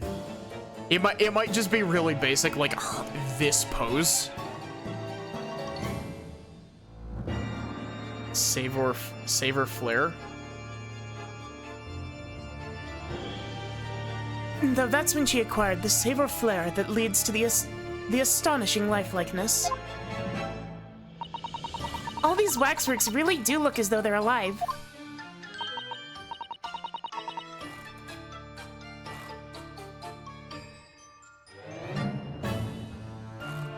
She feels more witch than the one from the collab with Layton. Well, the thing with the collab with Layton is that the witches in that game had to actively, like, cover up the fact that they were witches. She's allowed to flaunt the fact that she's a witch.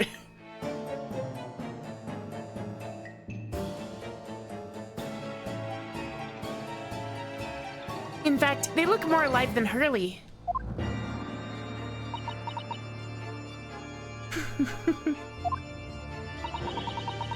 What do you see exhibited here represents the most atrocious of London's criminal past. All the waxworks were created in the presence of the real people on which they are modeled.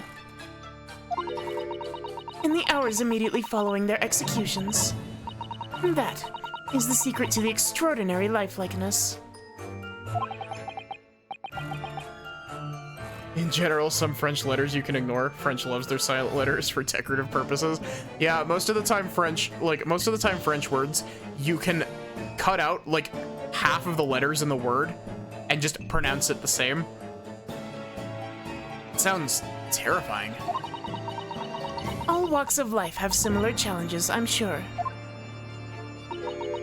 To carry out one's trade par excellence, one must go to extraordinary lengths. My exhibits are a reflection of society. I create only that which the public wishes to see.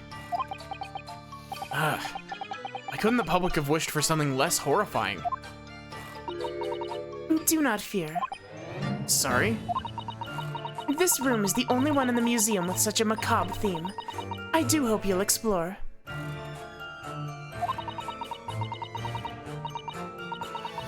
Isn't egg in French spelled like, it's like spelled oof? It's like O-U-F. There are models of famous singers, actors, politicians. I read that as politicans somehow, and don't ask me how I did that, but Something for every taste, I hope. Cyrus, you dragged me straight in here. Oh, E-U-F, okay. Cyrus, you dragged me straight here, come to think of it.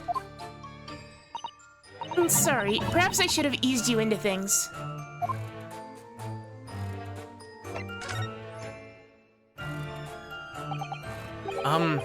What's the situation with that?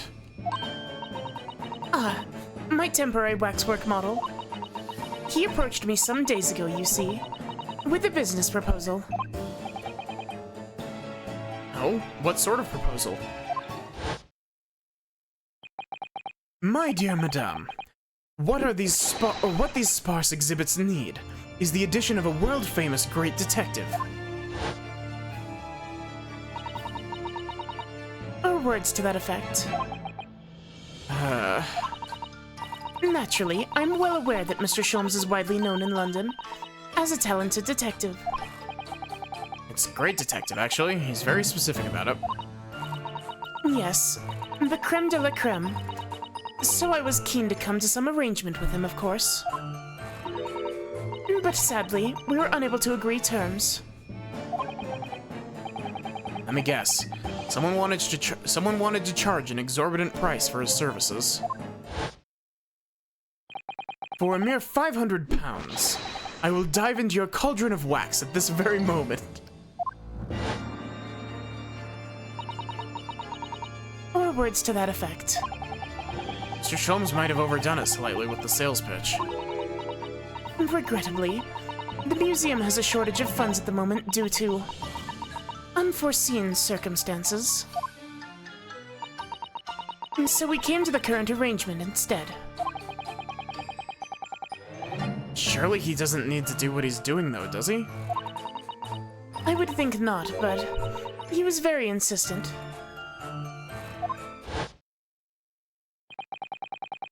I have a 50-shilling problem that must be resolved by the morning.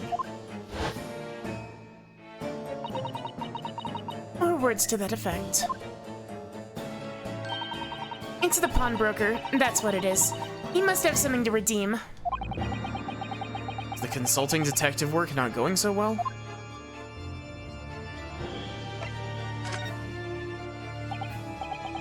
I wonder, could I ask you something? Bien sûr. I assume that's how that's pronounced, sur.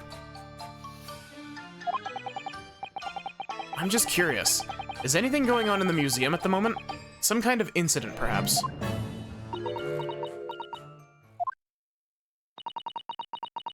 Whoever suggested such a thing to you? Hey, Steve, it's going good. We have new character that I love her design. Oh, well, it was your temporary waxwork over there who mentioned it to me with a little... Oh, he disappeared.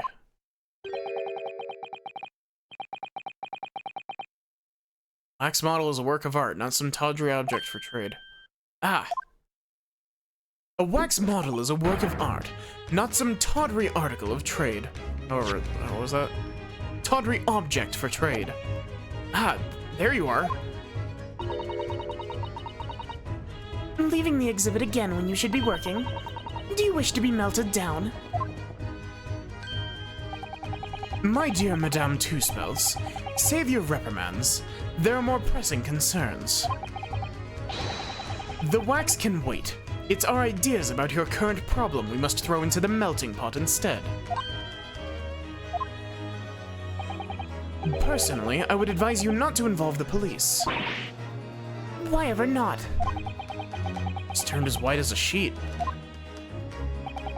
Because you have at your disposal a great detective, whose services you may employ for a mere 50 shillings. Though please be aware that I prefer... No, I insist upon payment in advance.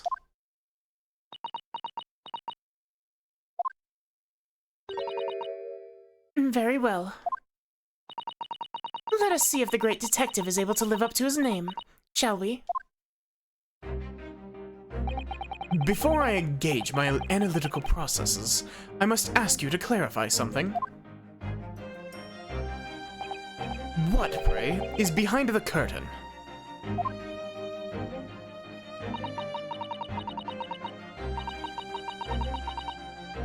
That is the Two Spells special exhibit. There's an extra charge to see it. Ah, the special exhibit in the House of Horrors. It must depict a special killer then, I presume. Would you be so kind as to draw back the curtain, I wonder? Absolute. I'm just gonna say absolutely not, because I assume that's what that means. Absolutely not. There's nothing amiss behind there.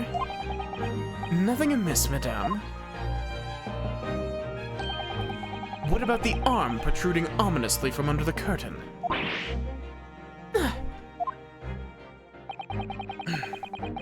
I strongly encourage you to allow me to see what lies beyond, or before the situation worsens.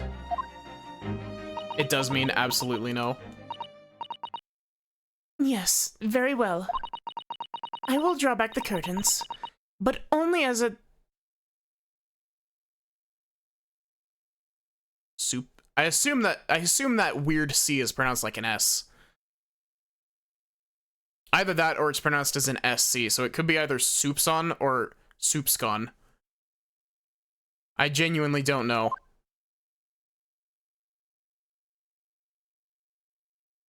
Pronounced as an S or an SC?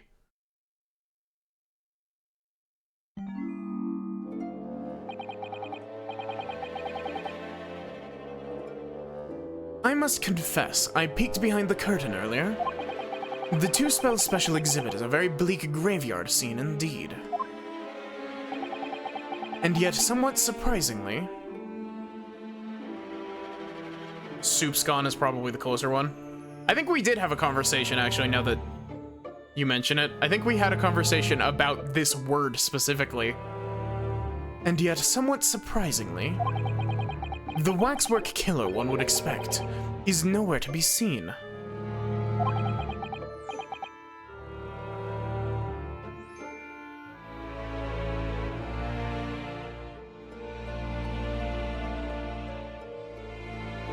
Sui-san?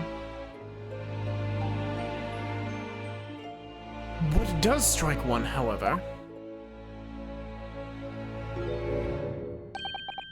is the portly gentleman lying peacefully on his back on the floor.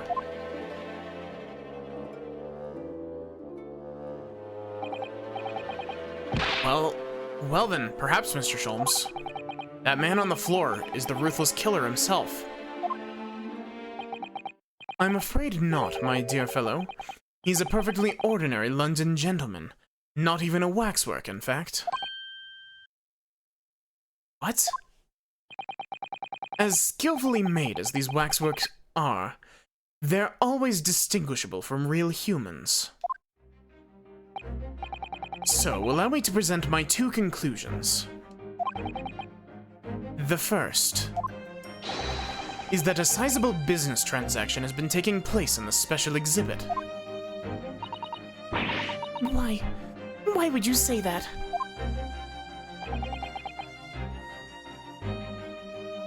Soupçon. And the second is that the aforementioned transaction is linked to a serious crime. She looks as pale as candle wax. I don't understand. So, Madame Two Spells, as you've agreed to my fee, you shall now have the pleasure of seeing this famously great detective and temporary exhibit at work.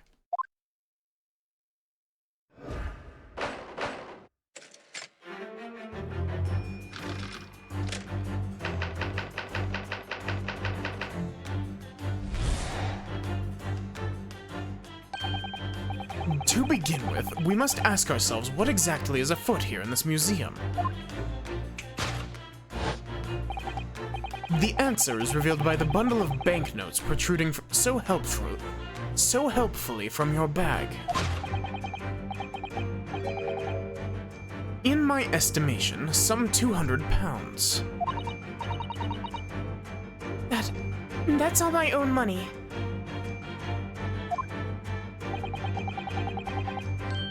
So, what does this large sum of money reveal? Not as much as the involuntary glance you cast, it would seem, Madame Two Spells. Yes, the answer lies where your eyes now fall. The significance of the 200 pounds is revealed by that public notice. Waxwork for sale. Your business has hit hard times, it would seem. In short, you sold the infamous killer the centerpiece of your special exhibit for the sum of 200 pounds. No. Now, let us explore the next curiosity with which we are presented. Who is the portly gentleman stretched out so peacefully on the floor? We saw him in a trial earlier. It would appear that the man has suffered a severe shock. Completely random thing. I'm learning how to model in Blender currently, and oh man, 3D modeling is hard. The cause of which is clearly known to you. Unfortunately, madame, keeping secrets does not appear to be your forte. What dealt the man such a shocking blow was, of course, the 200 pounds. I'm working on the donut.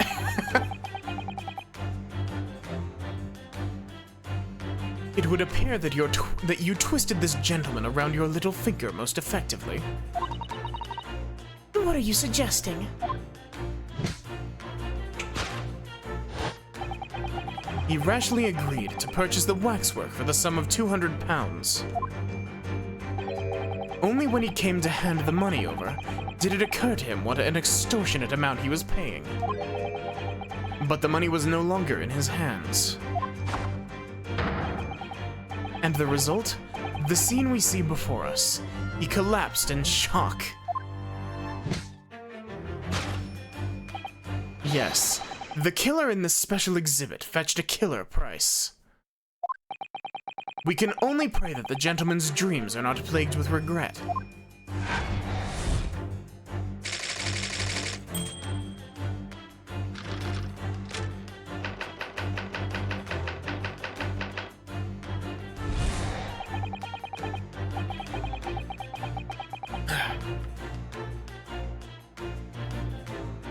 Ugh. I apparently burnt my tongue earlier. The question that arises, then, is what has become of the waxwork that changed hands? Let us consider that problem for a moment. You cannot possibly. What immediately strikes me about this conundrum is the young man standing over there. Who is this fellow? To find the answer, we need only observe his neckerchief. Such as is worn by policemen as a secret sign to fellow members of the force that a crime is being perpetrated. Yes, this young man is an undercover policeman, currently investigating this museum. I know him well, in fact. It's Sergeant John Clay. What are you talking about? The man's quite a celebrity. He received triple accolades in last year's policing awards. But... Next, we turn our attention to the old man sat before him, with a particularly unsightly visage. I've been watching closely and he hasn't moved a muscle. Almost, in fact, as if he were waxwork. But you... Your reaction only confirms my suspicions, madame. I noticed it at once, of course. Observe. The telltale sign that instantly proves whether or not this old man is waxwork is the obvious price tag.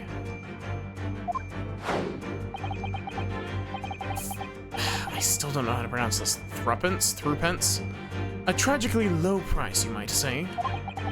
though perhaps the going rate for aging waxworks riddled with cracks. And yet you sold it to the portly gentleman for an exorbitant 200 pounds.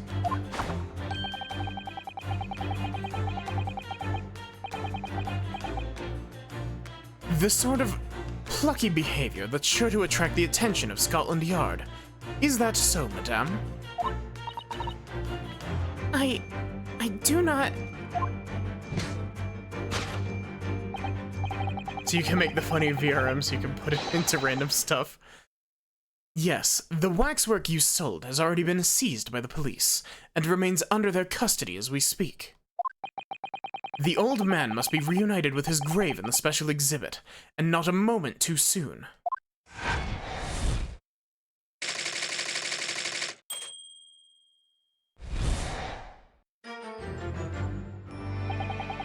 Thus concludes Herlock Sholmes' great deduction of this horrifying puzzle.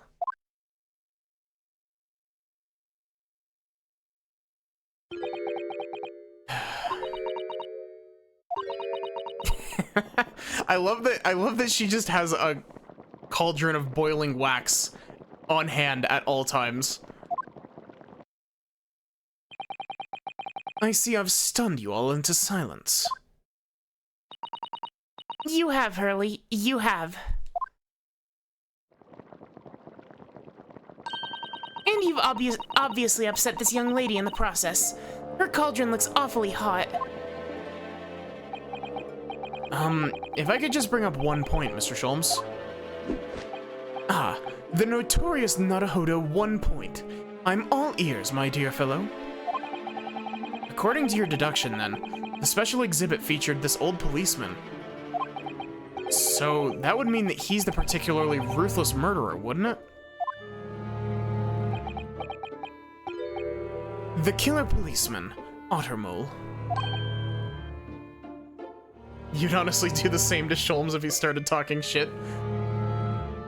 Alright, Sholmes, into the cauldron with you. Sorry? It was a mysterious series of murders that rattled the capital only last year.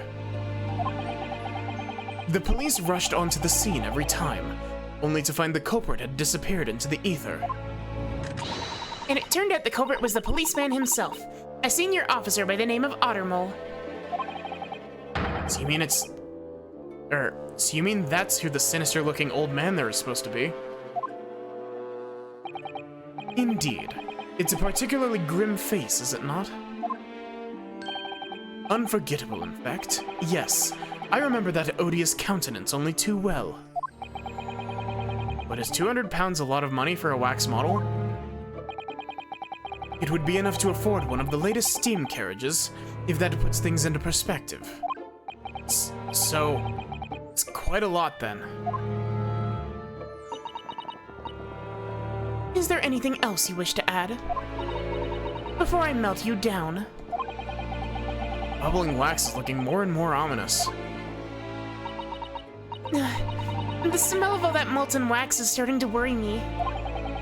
Sir Sholmes did more or less just accuse her to her face, so... I think I might have to call in your assistance here, Iris, if that's alright. To make some minor corrections to the great detective's great deductions. Of course it's alright. We'll soon set things straight. Oh, let's get started then, shall we? Before Madame Two-Spells vents her anger. Just what I was waiting to hear, my dear fellow. So, Madame Two-Spells, in accordance with our agreement, you shall now have the pleasure of seeing this famously great detective and temporary exhibit at work.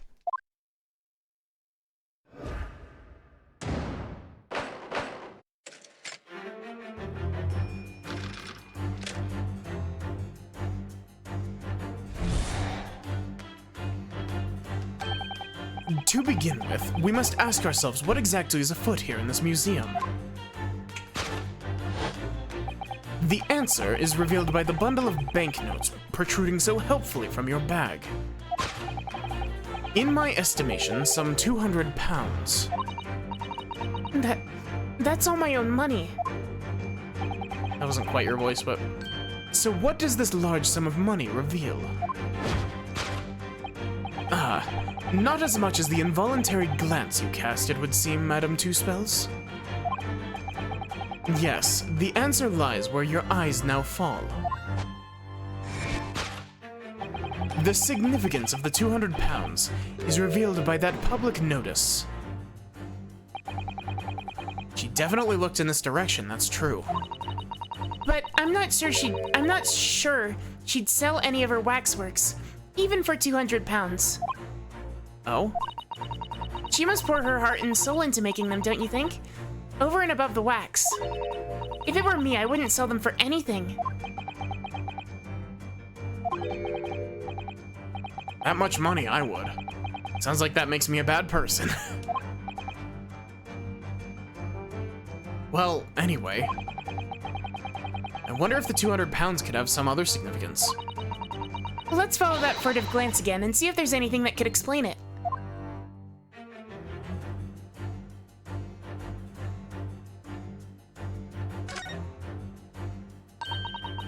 What's that note doing pinned on the wall there?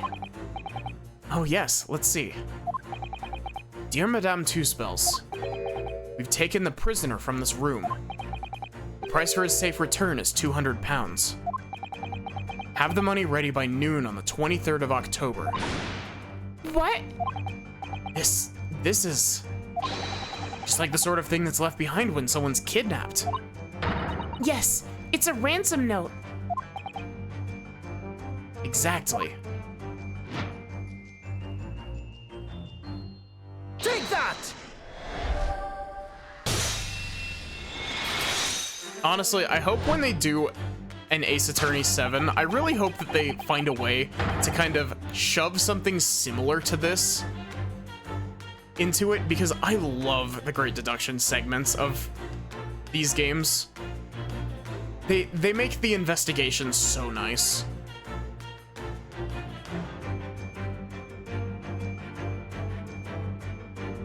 Have it be some shit like, you know, you've got the 3 attorneys working together because, you know, you've got Phoenix with his Magatama that gives him lie detection powers.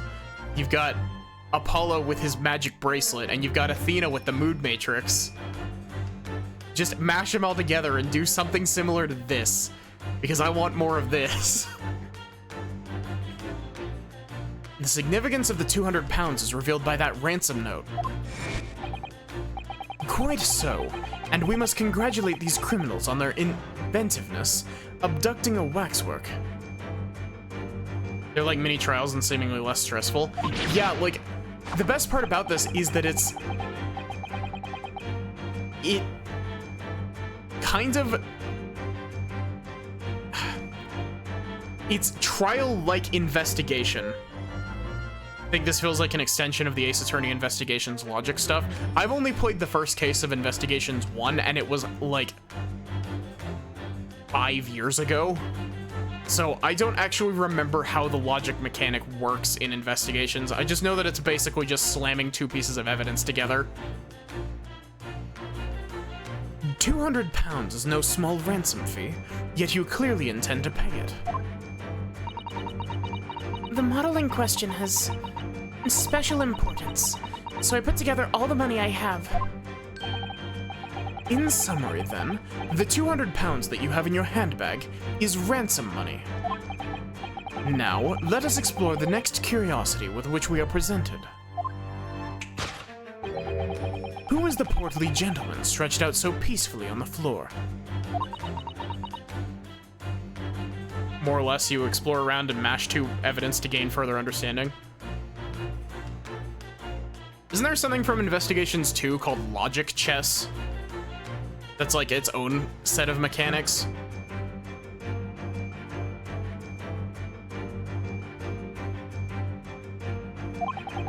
It would appear the man has suffered a severe shock. The cause of which is clearly known to you.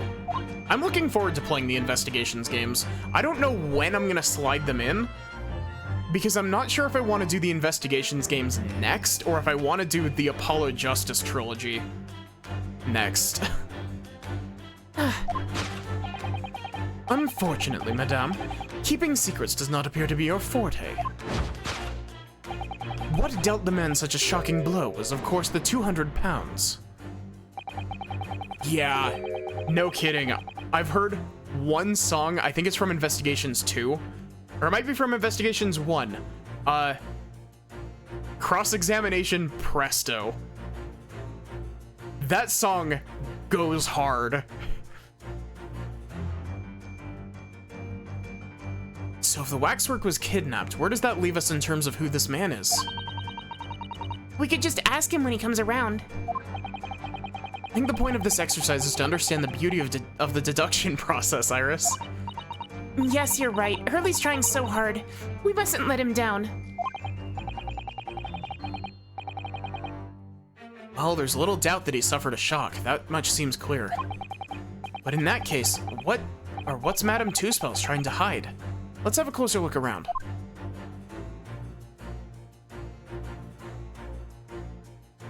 We get to see her, okay. Allow me to gush about this for a sec. Like, the hat, the hair, the cloak, just everything. It's all so good.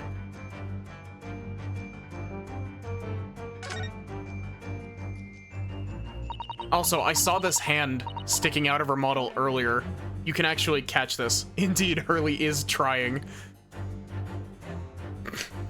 You just reminded me of something that my grandma in England says sometimes when like family members are being a pain in the ass.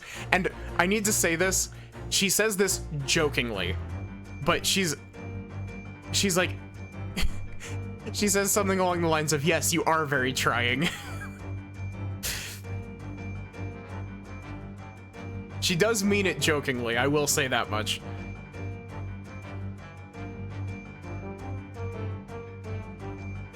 This is just Madame Two-Spells' right hand, isn't it? Yes, it must be. I can clearly see your left hand after all. Oh, but wait a minute. This is a left hand as well, look. Don't say such creepy things, Iris, please. And it seems very stiff, too. In fact, it's really hard. You mean it's made of wax?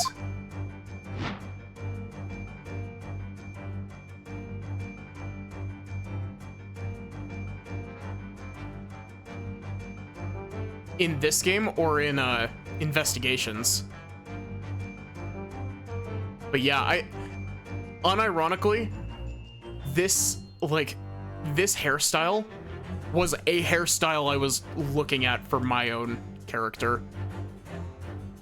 Like, for my own witch. This hairstyle. Take that! But I went with something that's closer to what my hair actually looks like on my thing, on my picture, profile picture, whatever. Because I have very, very curly hair. Or well, okay, it's not like, you know, super duper curly, but it's like, it goes down and then the bottom of it is all curls, is the best way to put it. Because it's relatively straight for the most part. It's wavy, that's the word. What dealt the man such a shocking blow was, of course, the waxwork hand. Indeed, with a solid waxwork limb, one could deliver a very substantial blow. How could you? The hand protruding from the bottom of your cape. It ought to be a right hand, but closer inspection reveals that it is in fact a left hand. She could have had a bigger hat, but you understand why they didn't. That's always the problem, is that, like, part of me, with me making my VTuber stuff, part of me is like, I want the biggest hat. And then the other part of me is like, but big witch hats get in the way. It ought to be a right hand, but closer inspection reveals that in fact it's a left hand. and somewhat masculine as well. This is a good shot. In other words, it does not belong to you, madame. It is the hand of a waxwork model. Yeah.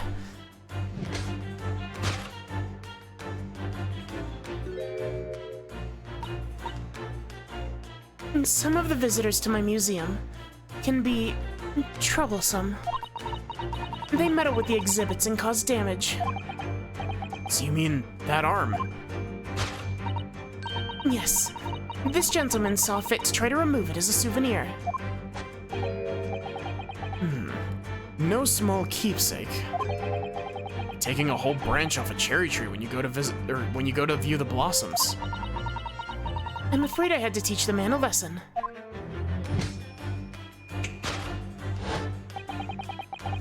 You confronted the man and tried to take the arm back. And the result, the scene we see before us. He was knocked unconscious. A point we may need to revisit later, but for the time being, we have our conclusion.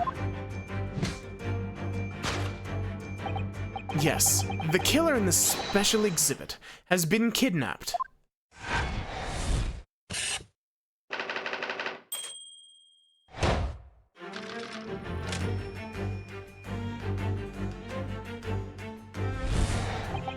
Honestly, unironically, I think I could play an entire Ace Attorney game that's just these. Like, I think I could play a large game that's mostly this.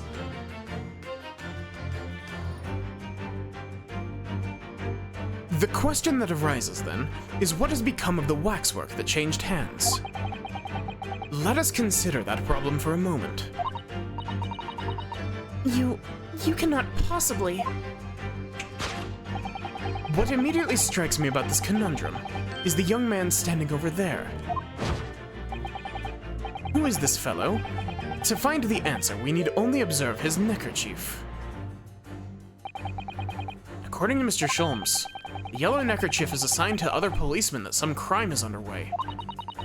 A way of communicating with his colleagues without revealing his identity, yes. It's a secret that's closely guarded by Scotland Yard. And Mr. Sholmes didn't hesitate to give away. Well, uncovering secrets is uncovering secrets is in any true detective's nature, of course. Right. Anyway, judging from Madame Two Spell's reaction to Mr. Sholmes' deduction, I think perhaps we might not have identified the man quite correctly.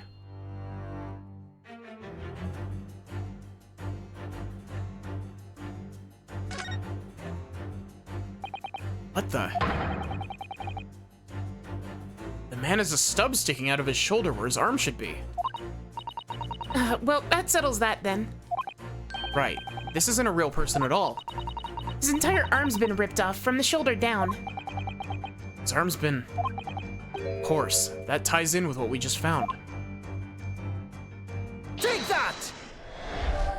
Also, I love the flare on this, like, segment, where you have, like, the word smashing into place and it smashes the background. It just, very good.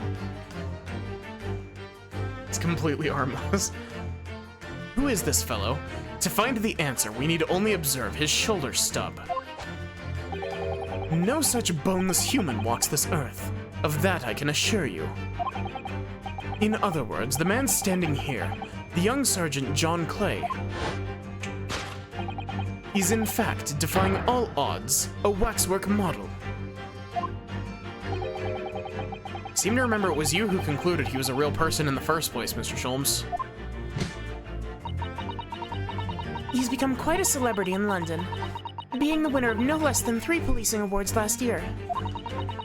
I simply had to make a model of the man. Naturally, what other explanation could there be?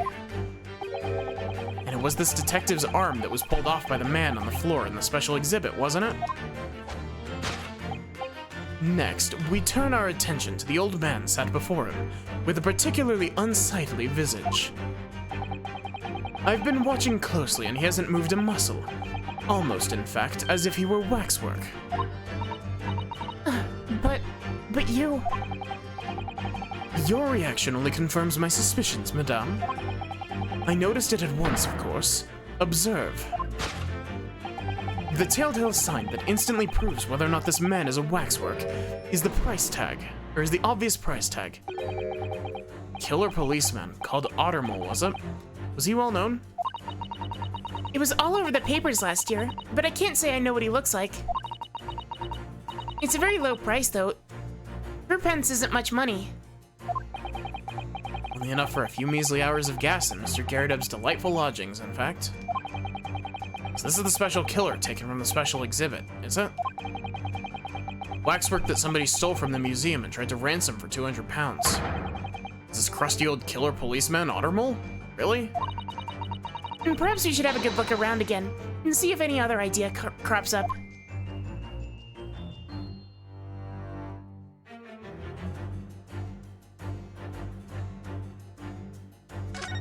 Oh.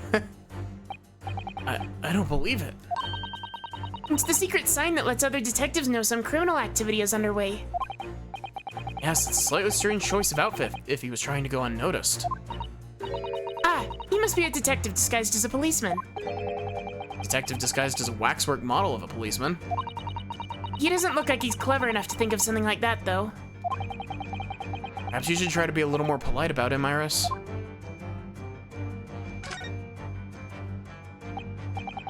Look at this. The old man's tapping his foot like crazy. He seems to be fast asleep, though. He's not tapping his foot consciously, then. So you mean...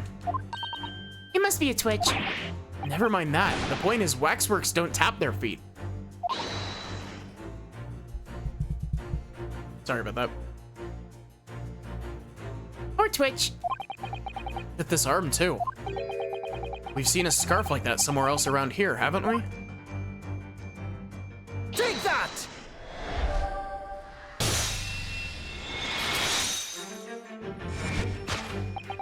The telltale sign that instantly proves whether or not this old man is a waxwork is the obvious twitch. Even the most realistic waxworks do not exhibit a twitch. In other words, this splendid old man is in fact a genuine member of Scotland Yard. Slight shift in your choice of adjectives, then. And there you have it. Well, Madam Two Spells. Well, what? It was me who contacted the police and demanded that someone come in the first place. He's clearly fatigued. He's sound asleep. This isn't her voice, but I've lost her voice. But then, what is this tag about showing a price of 3 pence? No doubt the price of the muffler, which the old Bobby purchased recently at the local market. And I presume you've observed the scarf tied around his arm. Does that not strike you, Mr. Naruhodo? Yes, the secret sign used by detectives to show that some criminal activity is currently underway. Of course. Because as you know, there's been just such criminal activity happening here. As you deduced from the very beginning, Detective. So it would seem that we finally arrive at the truth.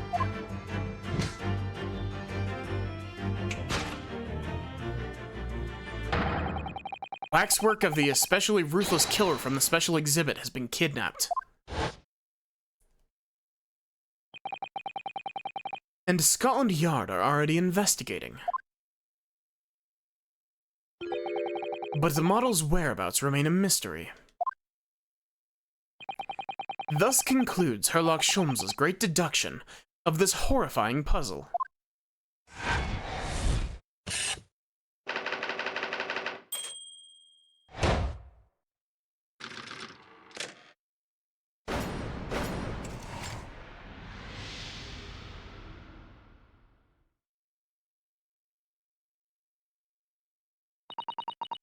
All sorts of people visit my museum here. Men and women, young and old. And sometimes they drop in just for a short time on their way back from the pub. I welcome them all. But if anyone tries to damage my exhibits, I do not take it lightly.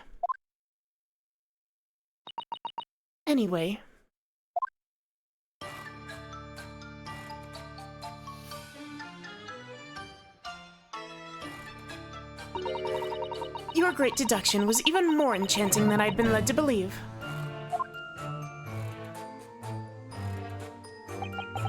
It was a pleasure, my dear madame. I'm gratified that you enjoyed the spectacle. And as for your rough customer, I have no doubt he'll regain consciousness shortly and return home. What concerns me more is the waxwork from the special display, if it was indeed genuinely abducted. Now she's flirting with Sholmes to avoid going to prison. Yes, tragically it was. Then I would ask you to recount to us the events surrounding the stolen waxwork. In as much detail as possible, if you please. Very well. But after I've told you what I know, I must insist that you return to your work.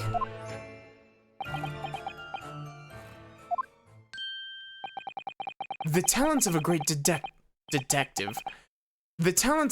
detective could be put to better use, I feel, but as you wish.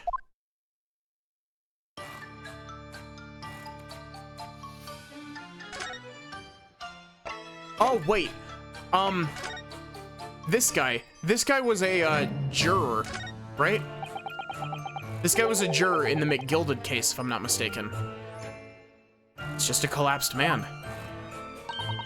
At least it turned out he's not one of the mass murderer's victims. True. But he is one of the Waxworks victims in a way, isn't he? He's not showing any signs of life. He really is dead? Come on, you're always pointing that finger of yours in court. Poke that arm now and see how it feels. Objection.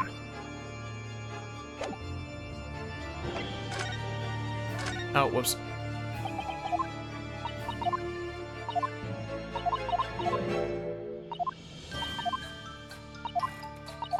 He's juror number 1 in the McGilded case.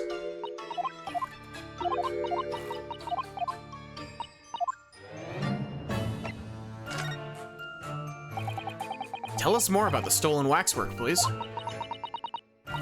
It was some days ago now, when I came in here one morning. I immediately noticed that a waxwork was missing from the special exhibit here. It is your most prominent display, so that's why the curtains were closed. And I found the ransom note in its place. Culprit must have broken in during the night and taken it then. And so, this waxwork that was stolen, it was a model of some horrible criminal, I suppose. Of a particularly horrible criminal, in fact. Her voice keeps changing. The killer who left a more profound scar on society than any other, I would say. The Professor. Not a name I've heard of.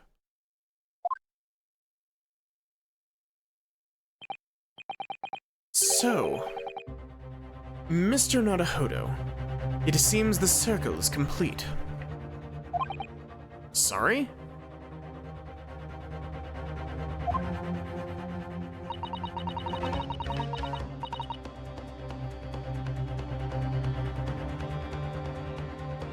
It was a waxwork of Maddie, the ghastly streamer.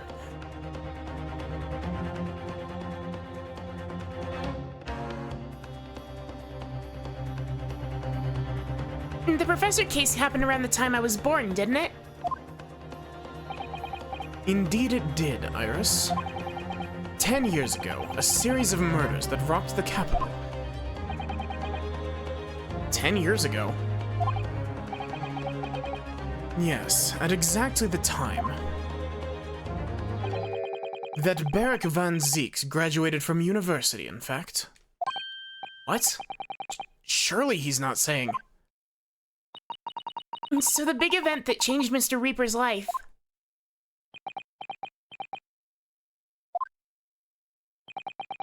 As you've surmised, it was the Professor case. Who is this professor, then?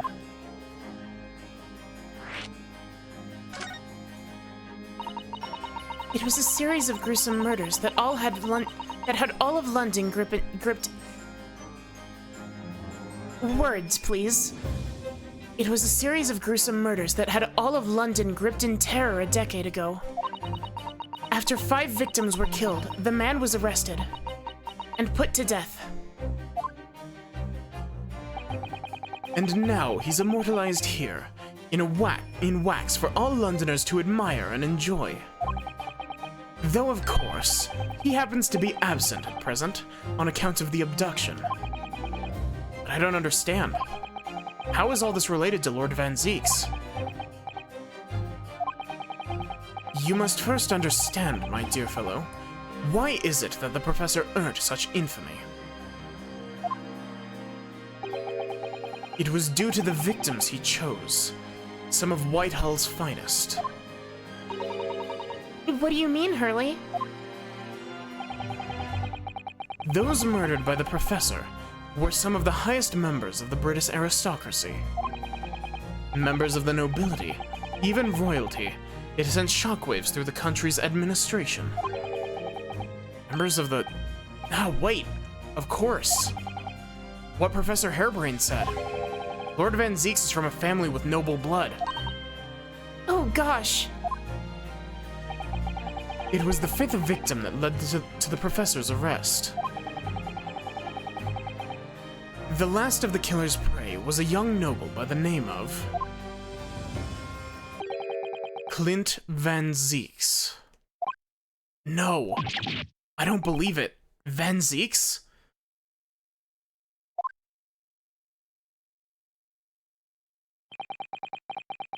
I'm sure you can piece together the rest yourself. In the wake of his older brother's murder, the young Baroque pursued a career as a prosecutor.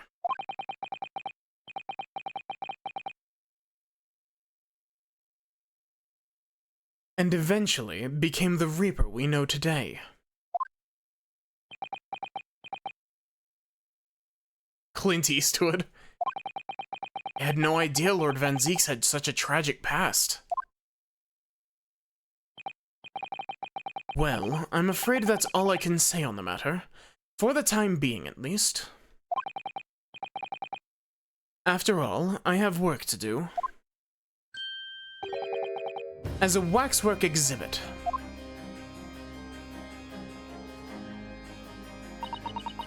I'm afraid I shall have to excuse myself as well. Oh yes, of course. It's been a pleasure. Thank you.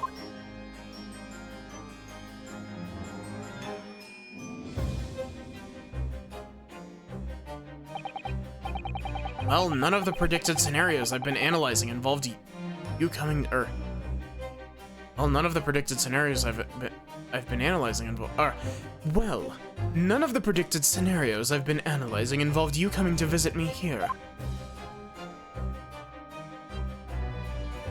Oh. Whoops.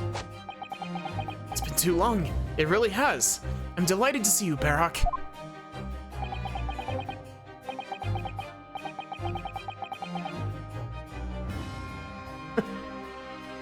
Ryo, you fool. Every prosecutor has a backstory that somehow ties into the 5th case.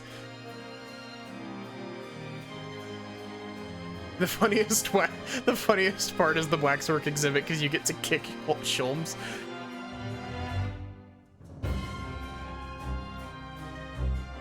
Do you think she just, like, absolutely, like, full send just smashed Sholmes in the shin? It's been 10 years. Here we are, meeting in a prison of all places. Van Zieks, kiss him through the bars for fuck's sake. I can't forgive myself for what happened to Mr. Assman. I just can't. I still can't believe it could happen. Tomorrow, the court will decide. Yes. I have a young Eastern man acting for my defense. He seems reliable enough, though. It was an accident. A terrible accident. He assures me he can prove it. Think she just full sent it? I must warn you. Oh, I know. I've heard already. You're going to be prosecuting, aren't you? Yes. Since I returned to England, I've heard lots of stories. Barrock, are you really? What? Never mind. I know that you have my best interests at heart.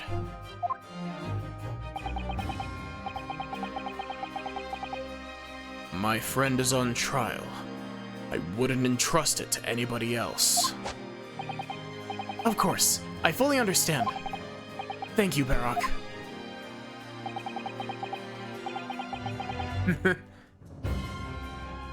Until tomorrow, then.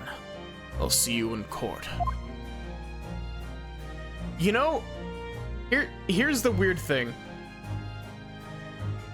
Barrock and Albert have the same vibe as Snake and Otacon, 100%.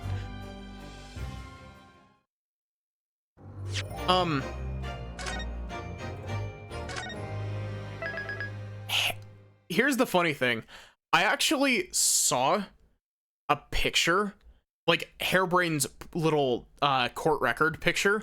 I've seen that picture before, and I assumed that it was from Spirit of Justice.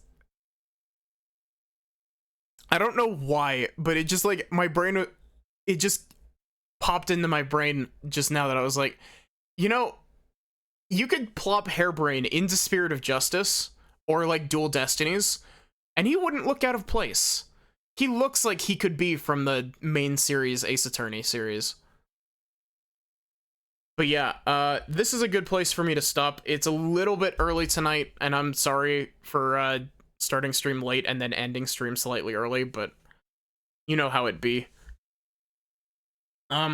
Otherwise, exclamation point Discord if you want to join the Discord, exclamation point socials if you want to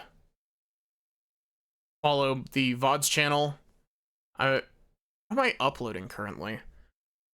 I think I'm uploading Randomizer currently.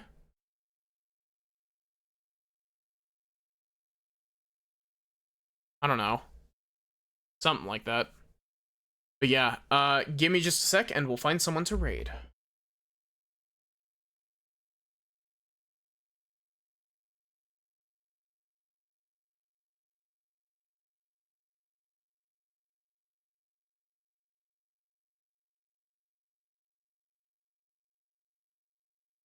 Who is streaming?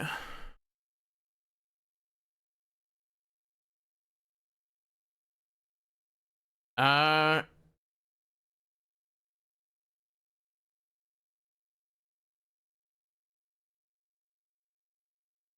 yeah, I just finished uploading Symphony of the Night.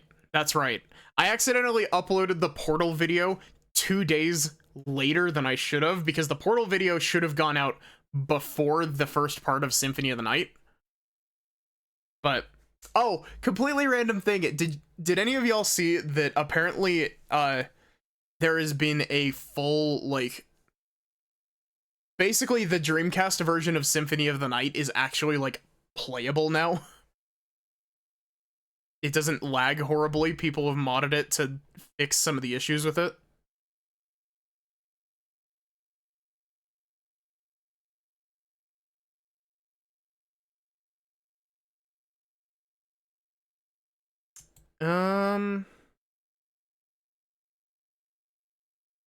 I know, isn't that awesome?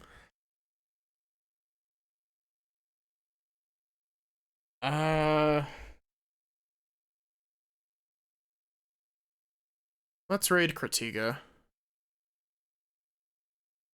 So yeah, thank you all so much for watching. I hope that you enjoyed. Granted that my voice feels alright tomorrow, I will be streaming more of this.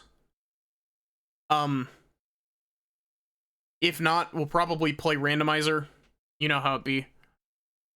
And if we are streaming Randomizer, there's about a 50-50 chance between it being Link to the Past Rando or KH2 Rando. But yeah, until then, have a good one and take care.